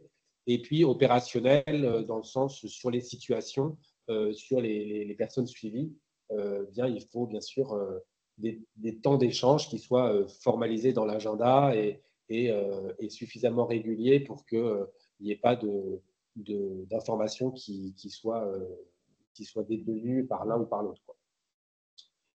Pour compléter sur la convention peut-être de partenariat, parce que j'ai vu Caroline, elle en a parlé également, Caroline Counil de l'ARS, on l'a formalisée dès le début du projet pour après la mettre en œuvre. Donc, elle a besoin aussi d'être réajustée. C'est pour ça qu'on se rencontre. Alors, c'est pas que pour ça, puisque dans toutes les conventions, il y a un bilan annuel, mais on a également, c'est plus resserré, c'est-à-dire qu'on se voit 2 fois par an pour réajuster, et notamment sur la sémantique et le rôle de chacun, et bien se redire qu'on on intervient en complémentarité et que c'est pas soit l'un, soit l'autre, en fait, hein. On fait ensemble. Sur un territoire, vous avez vu, très, très petit et avec un public cible. Donc, voilà. On reprend à chaque fois, dans le cadre de ces rencontres stratégiques, ces incontournables, en fait, hein. Le dernier facteur, hein, allez-y. Important, oui, c'est ça, c'est que, en fait, pour être honnête, il y a 6 mois, on aurait eu du mal enfin, nous, en tant que CRT, on avait du mal à voir, on se posait beaucoup de questions dans nos rôles respectifs. Et en fait, c'est avec le temps qu'en travaillant ensemble et en faisant ces rencontres régulières, qu'on a fini par trouver la bonne articulation entre nos missions. Avec le temps, en fait, à force de faire des rencontres et puis de discuter sur des situations particulières, eh bien, on a trouvé le bon niveau de communication, la bonne répartition des rôles. Et aujourd'hui, on comprend bien, avec le temps, avec le recul, la vocation de chaque dispositif qui se complète. En fait, c'est vraiment la complémentarité plutôt que de penser que l'un va prendre la place de l'autre ou vice-versa. Je crois que vous avez tout dit. On arrive à la fin de notre intervention. Vous pouvez reprendre la main et si vous souhaitez, pour aussi permettre les débats, on peut aussi prendre une situation ou s'il y a question tout de suite, comme vous souhaitez. Alors, je vous propose juste avant qu'on passe au temps d'échange, mais merci en tout cas à vous deux, hein, pour cette belle présentation de collaboration qui est un bel exemple pour les autres, pour les futurs. Et du coup, je vais rebondir, hein, vous m'avez tendu la perche et déployé le tapis rouge là par rapport à la documentation dont je vais vous parler juste maintenant. Parce qu'effectivement, vous l'avez très bien dit dans vos points de réussite, pour pouvoir travailler ensemble et avoir une belle collaboration, il faut construire quelque chose et donc il faut construire quelque chose avec des bases solides. Et ces bases, ça commence déjà par une convention de partenariat. Donc vous l'avez fait vous-même, hein, vous l'avez signé dès le début et il est vraiment important qu'entre le DAC et le CRT, cette convention soit signée dès le début pour que chacun sache effectivement quoi faire, comment et quand. Donc nous, on va vous mettre à disposition une convention régionale, voilà, entre DAC et CRT. Donc nous vous laisserons le soin après de les compléter entre vous, hein, et de les voir un peu dans le détail entre vous. Donc bon, la première page, hein, on va passer très vite parce que ça, voilà, ce sont les deux acteurs de la convention, donc le DAC et le CRT. qui vont travailler ensemble. Dans le premier article, il y a donc un petit descriptif de l'objet de la convention. Voilà ce que je vous disais, les engagements. On parle des engagements de chacun, d'une collaboration entre DAC et CRT.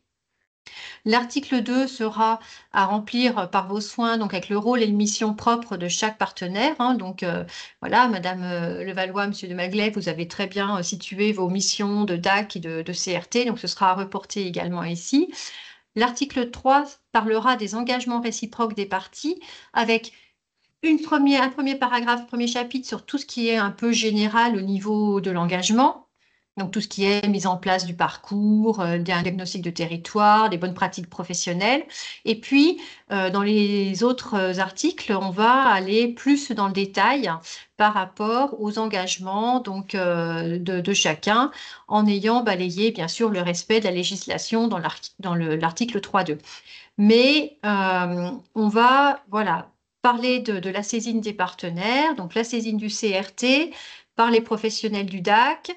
On parle de la saisine du DAC par les professionnels du CRT afin que chacun puisse se situer et savoir qui appelle l'autre et quand et par quel biais également. Donc là, on reparle de la messagerie globule par l'intermédiaire du logiciel ITIX. Je passe assez rapidement, mais vous la verrez vraiment plus en détail, mais voilà. Et donc après l'article 4, on va arriver donc à l'engagement un peu plus précis donc du CRT par rapport à ses missions et sa collaboration vis-à-vis du DAC. Donc, je vais vous donner quelques exemples et vous en parliez tout à l'heure. Ça peut être organiser des commissions d'entrée et participer ou non en tant que DAC, par exemple, à la commission d'entrée du CRT. Et ça, voilà, c'est au libre choix de chacun, mais il faut que les choses soient posées pour qu'il n'y ait pas de non-dit.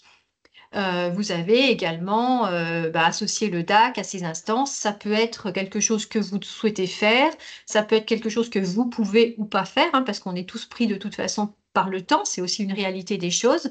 Donc voilà, vous posez les choses et puis dans l'article 5, il y a le pendant, c'est les engagements du DAC également, donc qui s'engagent peut-être à convier les équipes du CRT à des groupes de travail, de thématiques, pour tout ce qui est structuration du parcours de santé. L'engagement donc précis du DAC dans le CRT, donc c'est soutenir le déploiement et la construction du CRT, ce que vous disiez tout à l'heure, c'est inclure le CRT aussi dans vos ressources. Voilà, ça c'est un des engagements. Ça peut être informer les professionnels du territoire qui sollicitent le DAC sur les missions du CRT. Enfin voilà, c'est l'interconnaissance dont vous avez très bien parlé tout à l'heure. L'article 6 balayera les moyens mis en œuvre et puis on en arrivera aussi à l'évaluation des actions parce que comme vous le disiez très justement Madame Levallois, effectivement, il faut évaluer ces actions pour pouvoir réajuster après et puis mettre peut-être en place des actions qui soient plus efficientes, plus pertinentes pour pouvoir faire en sorte que le parcours soit le plus fluide possible. Et puis, on finit la convention par un article sur la protection des données, parce que c'est important aussi de le mettre dans une convention et que chacun soit rassuré par rapport à cette sécurisation des données. Voilà, donc un modèle de convention pour faire en sorte que cette collaboration DAC-CRT soit la plus transparente possible. Et quand vous disiez dans vos clés de réussite, alors, oui, on va parler du dossier d'évaluation, par exemple, maintenant également. Voilà, on vous met aussi à disposition, au niveau des outils, un dossier d'évaluation que vous pourrez avoir en commun. Et c'est un dossier d'évaluation qui reprend également des données d'ITIX. Et ce dossier d'évaluation, donc vous aurez toute la partie administrative par rapport à l'usager, une partie sur sa famille et puis ses proches, tout son entourage, parce que c'est important vis-à-vis du proche aidant. Voilà, tout ce qui est protection juridique aussi, la prise en charge sociale, ça balaye vraiment tout ce qui est important de savoir par rapport à l'usager, le parcours de vie, l'environnement, pour pouvoir faire en sorte que la prise en charge et l'aide qu'on apporte à l'usager soit la plus pertinente possible. Donc, vous aurez également ce document qui sera mis à votre disposition Et c'est vrai que le fait d'avoir peut-être des documents régionaux, ça permet de parler en quelque sorte le même langage et d'harmoniser les choses. Donc voilà, on vous transférera tout ça. Et puis, vous disiez tout à l'heure, Madame Levallois. Je vais juste laisser la parole à Stéphanie par rapport à ce document, qui est Oui. quand même Je te laisse faire, Stéphanie, vas-y. Ouais, merci beaucoup les filles. Oui, Catherine, excuse-moi de t'interrompre. Vas-y. Voilà, je voulais, en plus donc, voilà, de ce document que vient de vous présenter ma collègue Catherine, hein, qui va vous servir effectivement de base, de notre côté, donc en lien avec ma collègue du grade, Virginie, ici présente, qui s'est aussi appuyée sur un partenaire très important sur son territoire de la Haute-Saône, l'ADMR 70, aussi présente, hein, que je salue. Elles ont travaillé, puisqu'elles ont l'expérience d'EThics, sur des consignes de saisie, en tout cas sur le pas à pas dans EThics, voilà, quand on veut ouvrir un dossier, quand on veut saisir un cercle de soins. Donc tout cela, on y a travaillé cet été.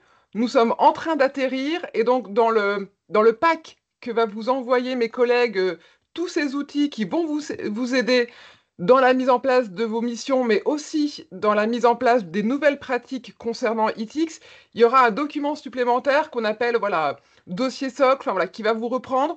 On l'a essayé le plus simple possible, c'est un facile à lire et à comprendre. Voilà, ça va reprendre toutes les étapes qu'il faut faire dans EThics pour avoir un dossier de qualité et pour voilà, améliorer la prise en charge de vos patients. Donc, j'ai pas pu le pousser à mes collègues pour le webinaire aujourd'hui, mais voilà, dans quelques jours, il sera disponible et on vous poussera également. Il sera également distribué hein, lors des actions de formation et d'accompagnement voilà, par mes collègues du grade. Merci Catherine. Je t'en prie, avec plaisir. Voilà, donc vous aurez un document donc supplémentaire. Et puis donc je disais, comme vous disiez Madame Levallois, il est important de savoir le qui fait quoi, quand, comment. Et donc on vous met aussi à disposition, alors après à utiliser ou pas, hein, mais une trame de plan d'action avec les objectifs, les actions, enfin les objectifs à atteindre, les actions à mener pour atteindre justement ces objectifs, une date de livrable, le pilote, le service concerné, les partenaires éventuels à associer avec les moyens, le statut de l'action, la date de début, de fin de l'action, et puis une case commentaire pour pouvoir appuyer un petit peu votre plan d'action.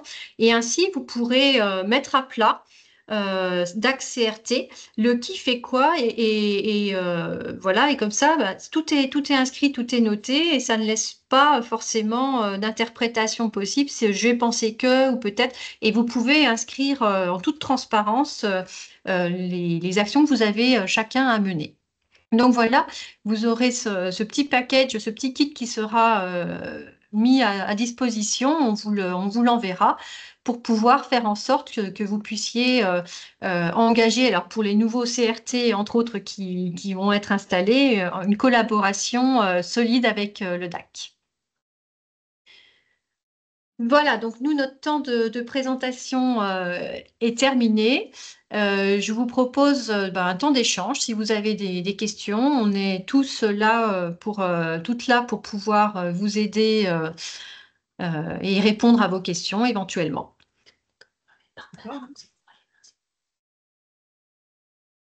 Nick Guyot, je suis cadre de santé du pôle de gériatrie handicap au CHI de Haute-Comté de Pontarlier dans le Doubs. Donc, l'EHPAD du Larmont, qui fait partie du centre hospitalier, a été retenu pour sa candidature de centre de ressources territoriales. Donc, on en est à la phase de recrutement, de composition de l'équipe. Et on a une question par rapport aux aides-soignantes, aux ASG.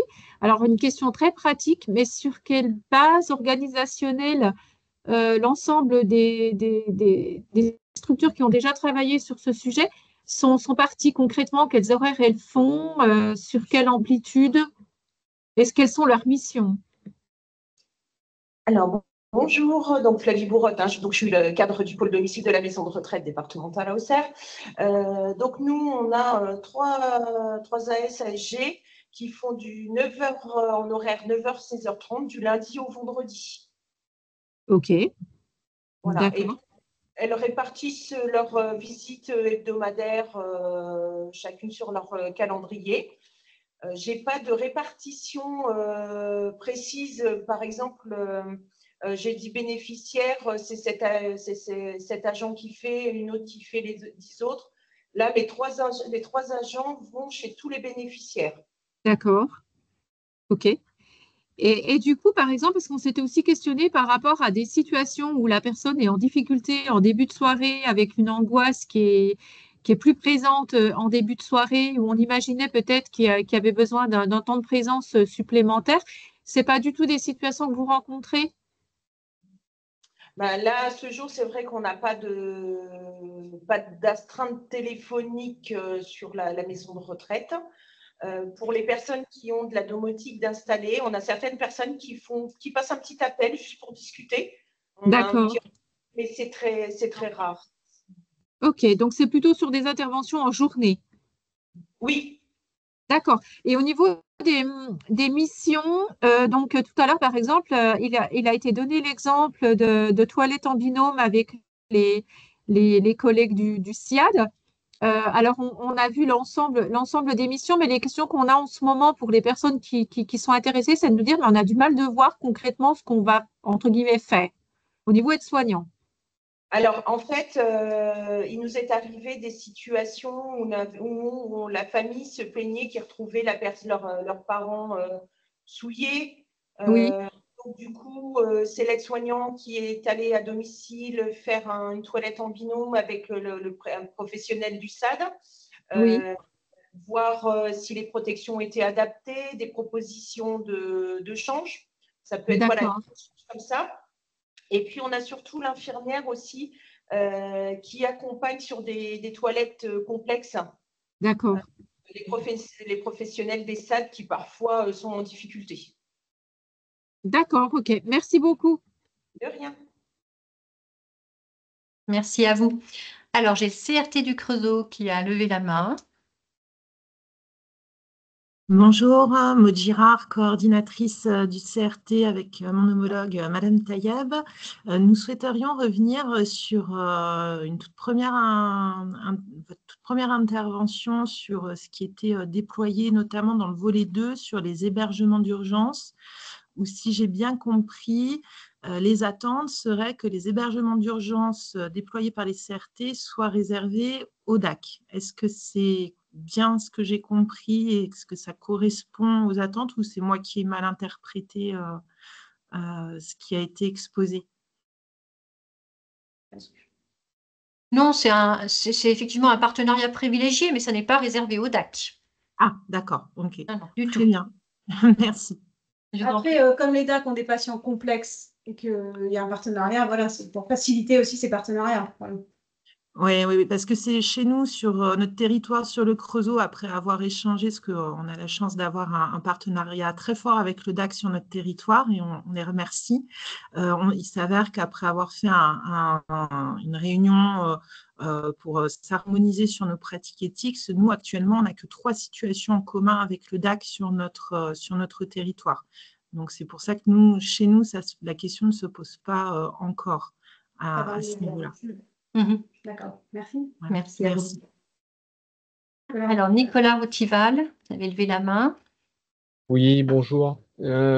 Question sur les retours d'expérience, là, savoir comment vous avez travaillé l'articulation avec les CFPPA qui sont en charge de tout le dispositif de prévention de la perte d'autonomie. Donc voilà, pour voilà, je dirais la cohérence des dispositifs qui peuvent être mis en place sur ce volet prévention. Dans le volet prévention, il y a le sujet de la lutte contre l'isolement social et depuis le 1er janvier 2024, les services d'aide et d'accompagnement à domicile peuvent effectuer des heures de lien social. Donc, même question, est-ce que sur le territoire de Lyon, par exemple, vous avez pu travailler avec les SAD, pardon, pour cette coordination autour des heures de lien social par rapport aux prestations que vous proposez? Et enfin, le troisième point, c'est sur la question de l'évaluation des besoins d'adaptation du domicile et ce qui est proposé par ce qui est pris en compte dans les évaluations au titre de l'APA en particulier, avec des équipes d'ergo qui peuvent aussi, elles, préconiser des aides techniques, voire de la domotique. Voilà. Comment ce travail d'articulation a pu se penser, se réaliser? Merci. Alors, au niveau des relations, de l'articulation faite avec la CFPPA, à ce jour, nous n'avons pas mis en place de projet. On doit en discuter pour l'année 2025. À ce jour, on n'a pas de projet en lien avec la CFPPA. En ce qui concerne les heures de lien social, donc avec les SAD partenaires, on a bien évoqué ce nouveau dispositif, car on n'est pas là non plus pour enlever ces heures au SAD. Il y a notre présence hebdomadaire, mais voilà, il faut laisser aussi les SAD travailler. Nous, par contre, on va faire une action flash pour aider les professionnels des SAD qui sont parfois en difficulté pour proposer des ateliers par rapport à ces heures de lien social. Donc là, au mois d'octobre, l'ASG du CRT va proposer un mini-atelier avec des exemples de jeux de société, de jeux cognitifs, de choses qui peuvent être faites à domicile. Voilà. Et la dernière question. L'ergo, oui, moi je laisse. Alors, nous, on a, sur Auxerre, on n'a pas d'ergo sur le CRT. On n'a pas eu besoin. On n'a pas eu besoin. On a un partenariat possible. Je vais me permettre de compléter pour répondre à Monsieur Rotival. Sur la première, c'est la CFPPA pour que tout le monde comprenne, c'est la conférence des financeurs sur la perte d'autonomie, les personnes perte d'autonomie. En fait, indirectement, il y a quand même un partenariat. C'est quand même tissé, en fait. Quand on est intervenu, le CRT a parlé des actions de prévention. Il a dit notamment participer à des journées qui sont mises en place par le conseil départemental et Young Santé Senior, Sport Senior. Je ne trouvais plus le mot. Young Sport Senior. Et sur les Young Sport Senior, il y a une partie qui est financée conférence des financeurs. Donc, indirectement, il y a un lien quand même qui est fait. Et sur la dernière question que je peux compléter, nous, au DAC, on travaille beaucoup dans le cadre justement de l'APA et sur le volet de l'adaptation du domicile avec une ergo qui est directement salariée du conseil départemental. Pas de la MDPH, on est bien sur côté conseil départemental. Et donc, on a beaucoup de dossiers en lien avec elle, on lui en oriente, elle fait des évaluations et elle nous rend son bilan, des préconisations. Et on peut comme ça travailler de pair. Ça ne veut pas dire aller forcément en visite conjointe, pas du tout. Elle fait son évaluation, elle organise. Mais en tout cas, on travaille de concert pour l'usager. Je ne sais pas si ça répond à vos questions. Oui, non, j'avais cru comprendre qu'il y avait des évaluations qui étaient faites sur le volet domotique, il me semble que c'est ce qui avait été. Ah oui, côté CRT. Voilà, côté CRT, et je me posais la question du coup de comment tout à ça fait, fait, du lien. Voilà, puisque effectivement, la domotique fait aussi partie des aides qu'on essaie de développer dans le cadre de l'APA. Donc voilà, c'était de savoir comment tout à fait. compléter, quoi. Alors, est-ce qu'on a un exemple peut-être au côté CRT ou de notre côté où on a pu mettre en place justement une action sur la domotique et puis pour voir comment elle est financée et voir un petit peu le lien APA. Vous avez ça de votre côté? Vous en avez mis en place. Nous, on a une situation où on a pu sur la domotique. Flavie, tu vas en avoir plus. Oui, Madame Levallois, oui, exactement.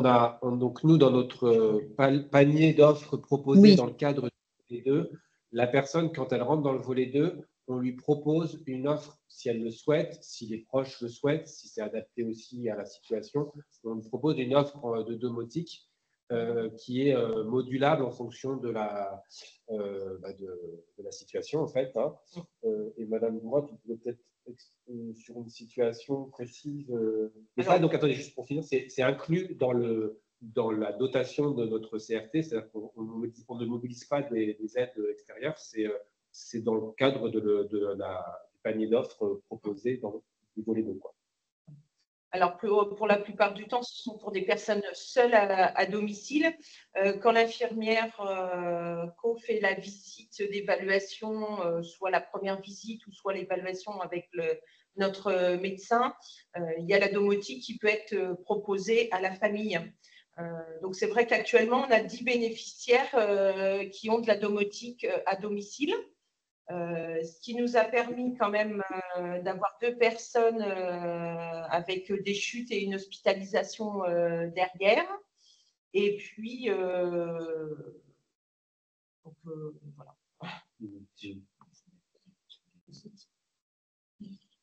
En domotique, nous avons des bracelets anti-chute, on a des capteurs de lit, on a des capteurs de mouvement, ouverture de porte, fermeture de porte, des médaillons GPS pour des personnes qui sortent involontairement. Est-ce que ça répond un peu plus à la question? Oui, en partie. Après, effectivement, s'il s'agit de bénéficiaires à part, je pense que c'est important qu'à un moment donné, il y a ce partage d'informations sur ce qui est déjà pris en charge de votre côté et qu'on puisse trouver de la complémentarité à ce moment-là dans le cas du plan d'aide APA, quoi. C'est ça qui est important.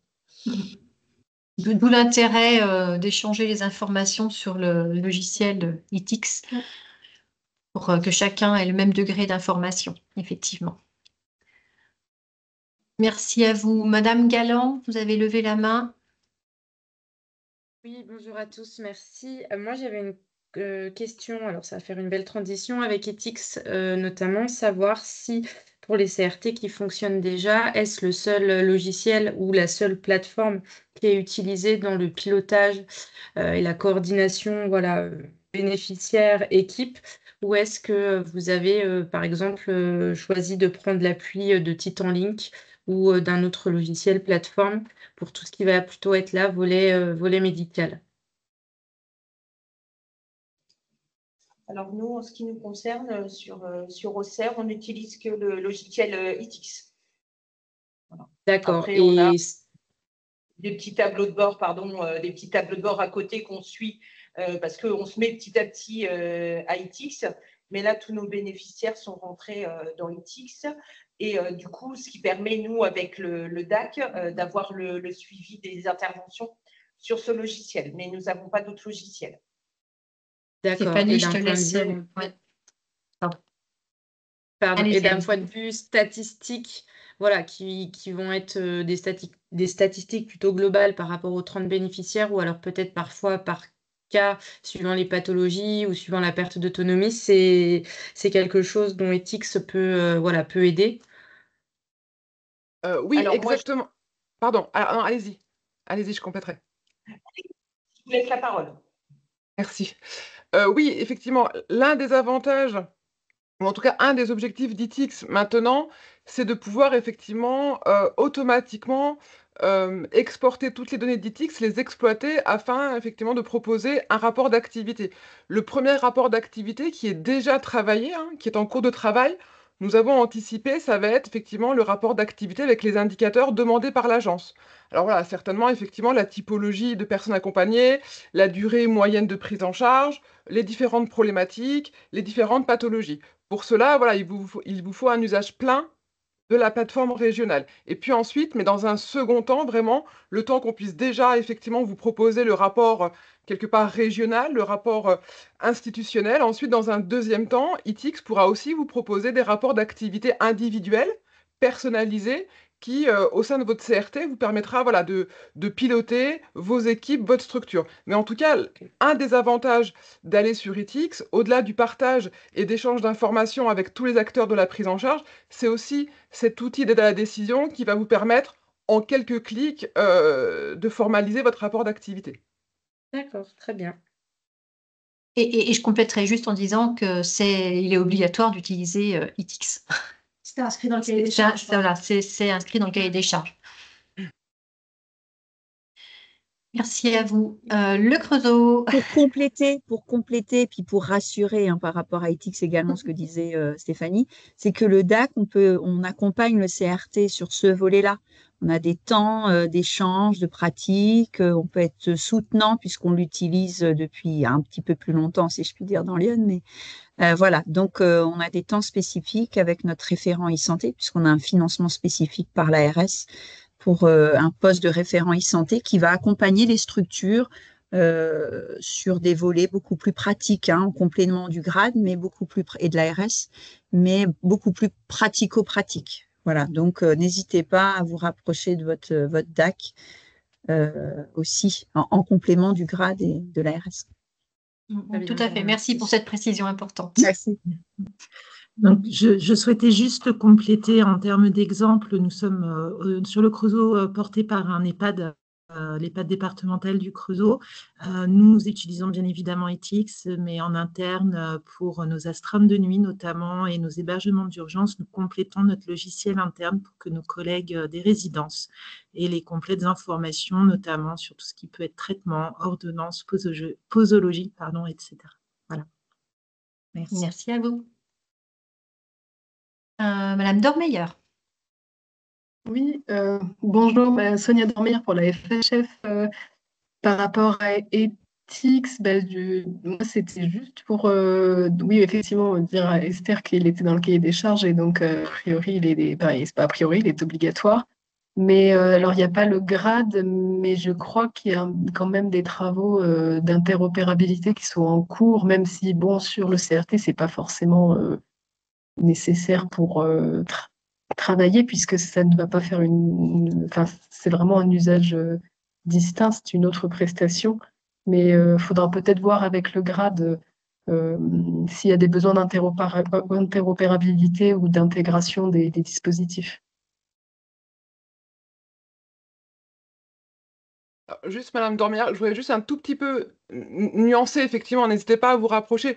Mes collègues du grade qui sont ici présents pour la partie accompagnement, l'interopérabilité avec l'ensemble des logiciels métiers de tous les CRT de Bourgogne-Franche-Comté, ça va être vraiment voilà, un chantier très conséquent, donc c'est pas forcément dans la stratégie tout de suite que Ethics soit interopéré avec l'ensemble des logiciels métiers des porteurs de CRT ou des CRT eux-mêmes. Donc il faut bien effectivement s'engager dans de l'usage et dans de la saisie d'Ethics voilà, pour la prise en charge des usagers.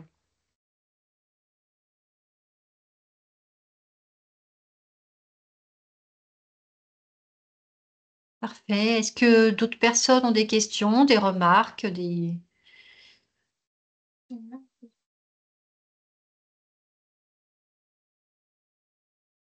Oui, je pense, Madame Galland, que vous n'avez pas forcément repaissé votre main ou vous avez une autre question? Ah non, c'est moi qui n'ai pas Non, rebaissé c'est bon? ma main. Ok, il n'y a pas de Excusez-moi. souci. Il n'y a pas de souci. Alors, Romain Genestier. Oui, bonjour. Romain Genestier, référent e-santé sur le DAC Franche-Comté. Je suis avec ma collègue Anaëlle Parnet, également référente e-santé, et Linda Koch, responsable de service pour GBM, donc Grand Besançon.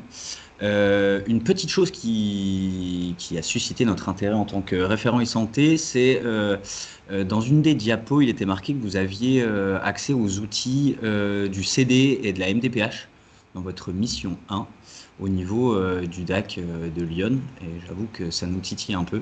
Donc on aurait aimé avoir un petit peu plus d'infos si c'était possible, de savoir comment ça fonctionnait, vos relations, votre lien avec ces deux institutions. Et puis la deuxième question, là un peu plus métier, ça serait plutôt si vous aviez un exemple concret de situation au niveau articulation DAC-CRT, mais en sens inverse, qui partirait du CRT vers le DAC. Voilà, une situation que vous ne connaîtriez pas de base sur le DAC et qui vous serait amenée par le CRT. Voilà, c'est juste pour illustrer un petit peu, je ne sais pas si ça aidera d'autres personnes, mais j'imagine que oui. En tout cas, nous, ça nous pose ça nous soulève des petites questions. Voilà. Merci, je vais répondre juste pour savoir, ça vous titille positivement ou pas? C'était pour savoir par rapport au conseil départemental, l'accès. Voilà.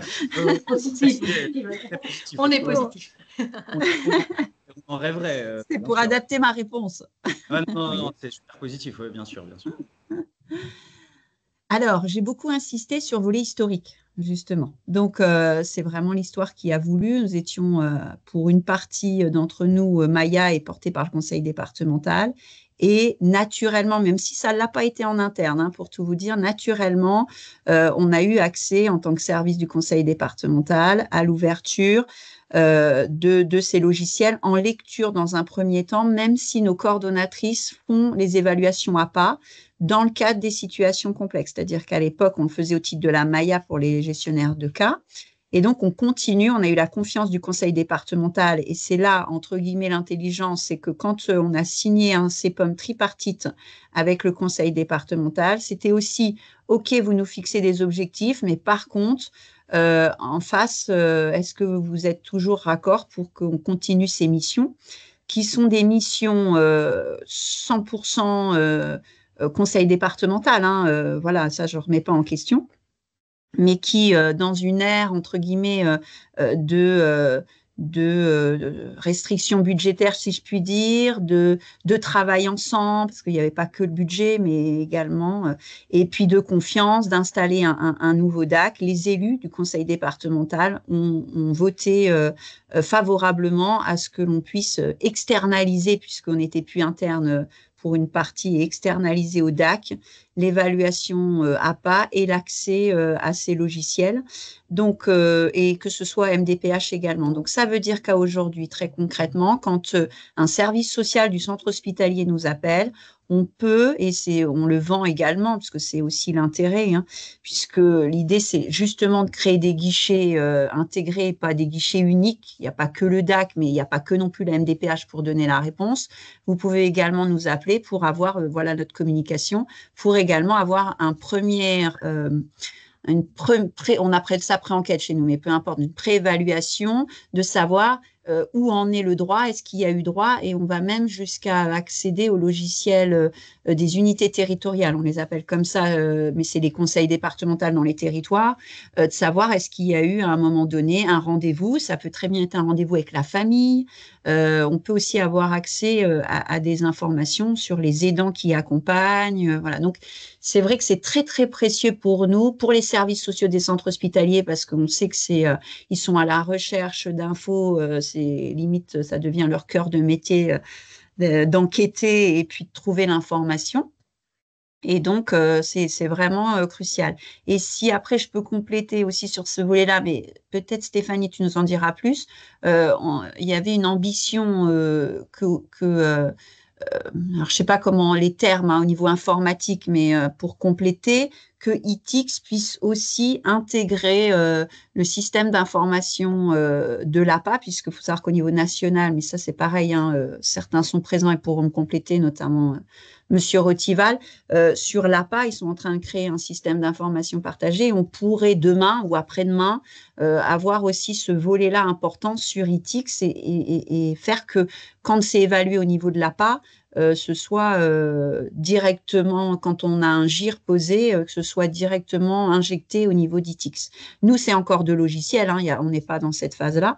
Et puis, pour repréciser, puisque que ce soit bien clair, notamment pour les conseils départementaux qui nous écoutent, c'est que quand on externalise l'APA, c'est uniquement pour les situations complexes, hein. Ça a été la grande communication, et notamment au niveau de nos professionnels, et ils le savent. C'est-à-dire que s'il y a une attente à l'APA, il ne faut pas venir vers le DAC, hein. C'est bien une situation complexe. Dans le cas d'une situation complexe, comme dans notre évaluation multidimensionnelle, on évalue la grille APA et on a la grille AGIR pour évaluer la dépendance, on a la légitimité de donner cette information au conseil départemental qui la prend, si on peut dire, pour argent comptant.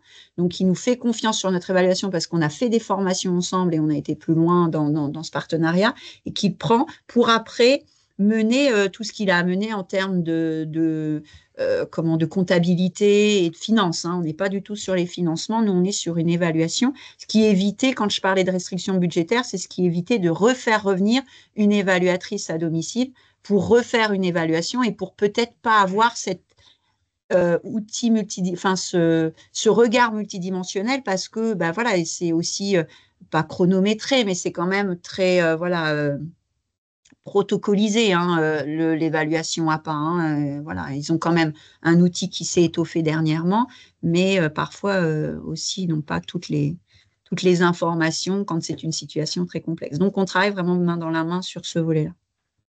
Ça, c'était la première. La deuxième, non, ce n'était pas pour moi. La deuxième, c'était pour le CRT quand elle oriente une situation au DAC. Enfin, c'est pour nous après, mais si Madame Bourrotte, vous en avez une en tête, on s'en était préparé. Merci beaucoup. J'essaie de réfléchir à notre dernière réunion qu'on a eue la semaine dernière.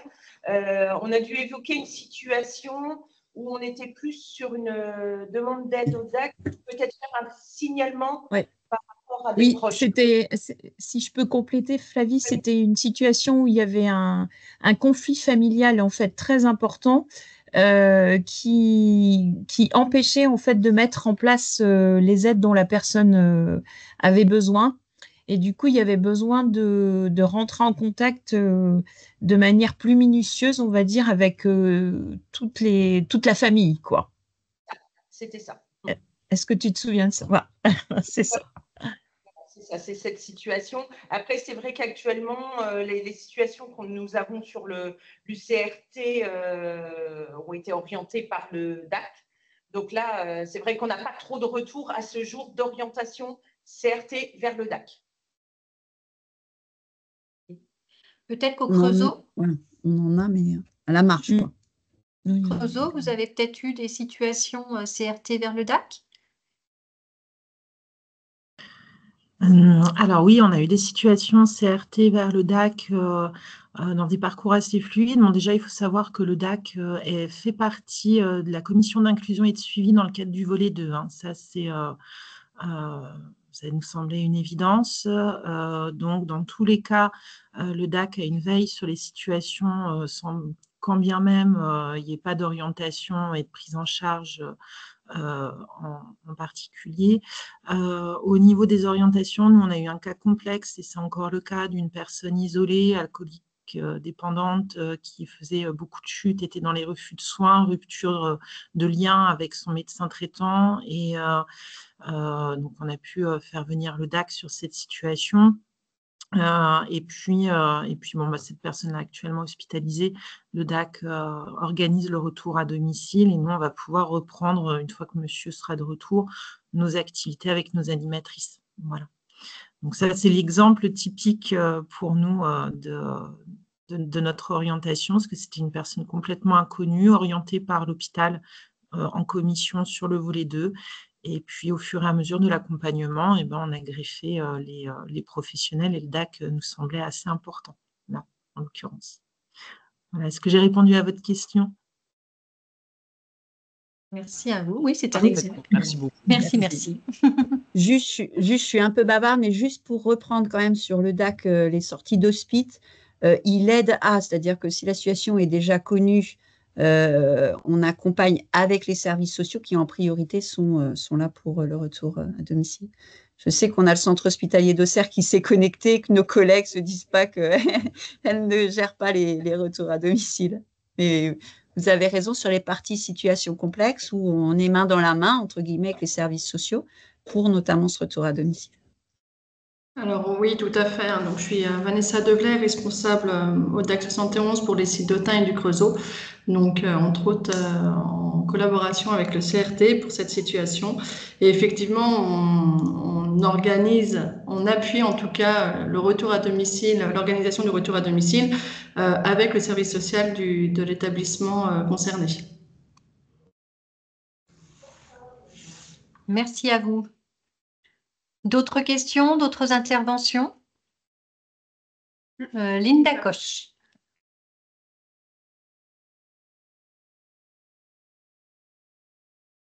Nous vous écoutons. Nous n'avons pas votre micro. Oui, vous m'entendez là? Oui, c'est bon. Oui, je disais par rapport au nombre de places que vous avez de disponibles, est-ce que vous êtes déjà confronté à des files d'attente ou est-ce que vous avez un roulement? Je vous laisse peut-être juste vous présenter. Ah, pardon.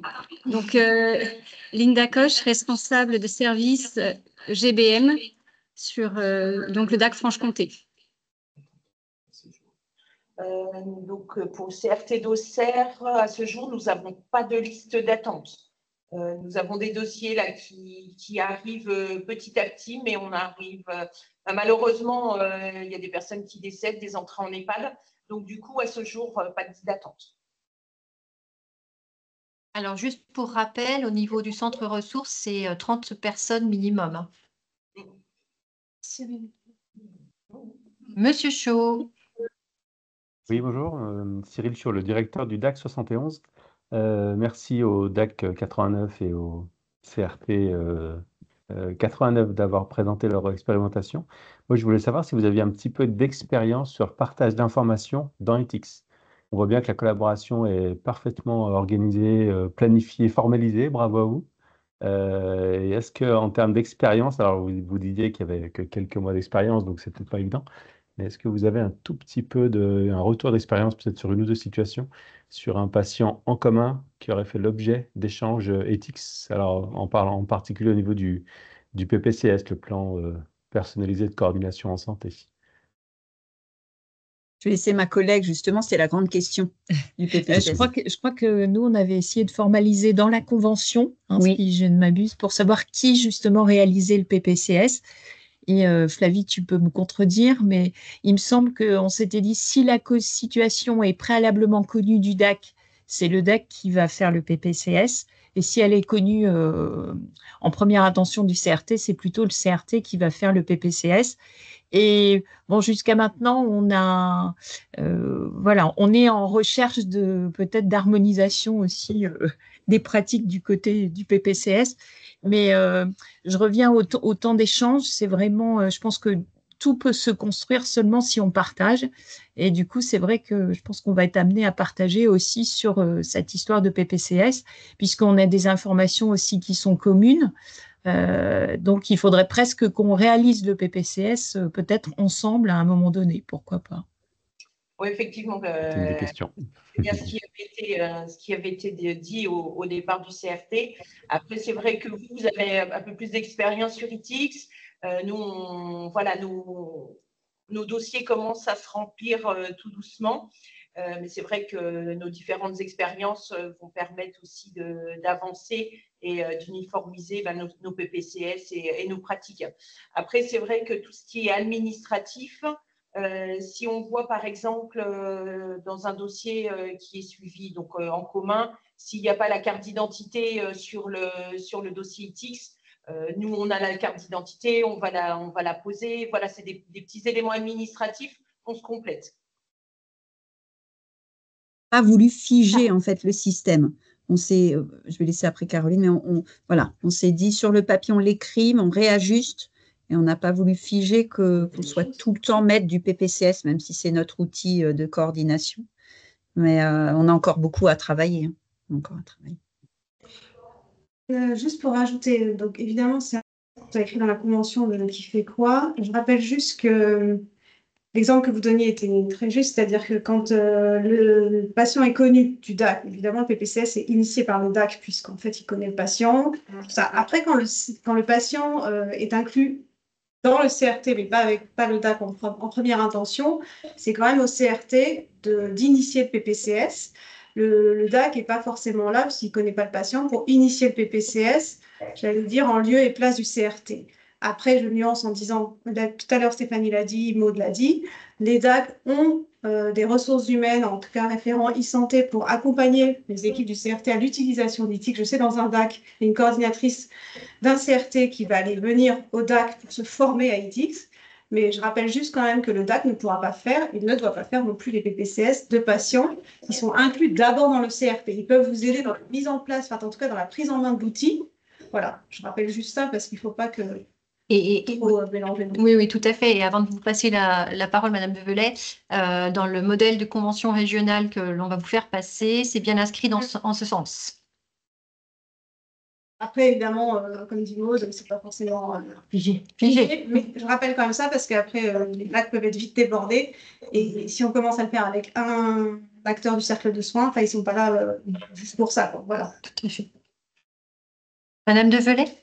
Alors moi j'ai une question par rapport à ça. Dans le cas où on a une intervention en parallèle, hein, donc le CRT est présent, le DAC est présent, est-ce qu'il est possible d'envisager quand même un PPCS commun et sachant que maintenant au niveau du PPCS, il y a la possibilité de prendre la référence du PPCS. Donc par exemple, si c'est le CRT qui a initié le parcours sur la création du PPCS, il est possible que le DAC reprenne la référence. Donc est-ce que ça, c'est une... Plus sur là-dessus, mais oui. Moi, je dirais oui, mais je laisse Stéphanie, c'est la spécialiste.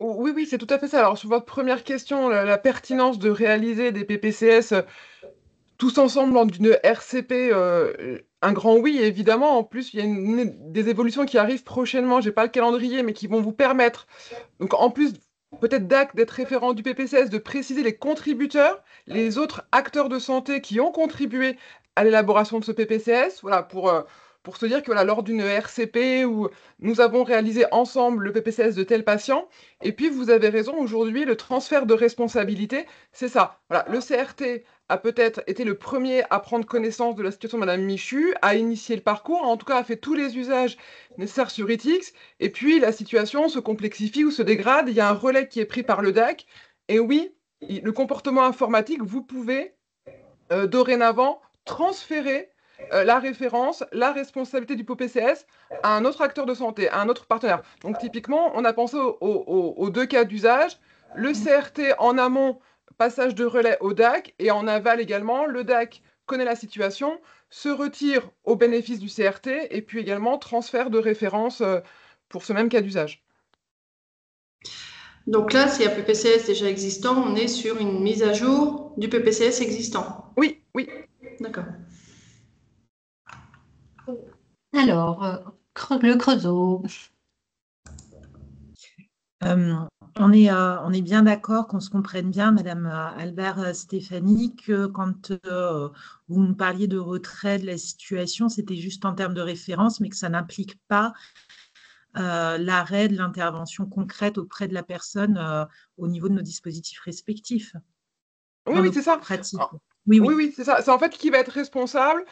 J'aime bien ce nom parce qu'il est à prendre au sens littéral du terme, ou référent du PPCS. Ce transfert de responsabilité et ce retrait entre guillemets, c'est celui qui va reprendre quelque part le lead sur le PPCS. Hein. Mais voilà, oui. D'accord. Merci.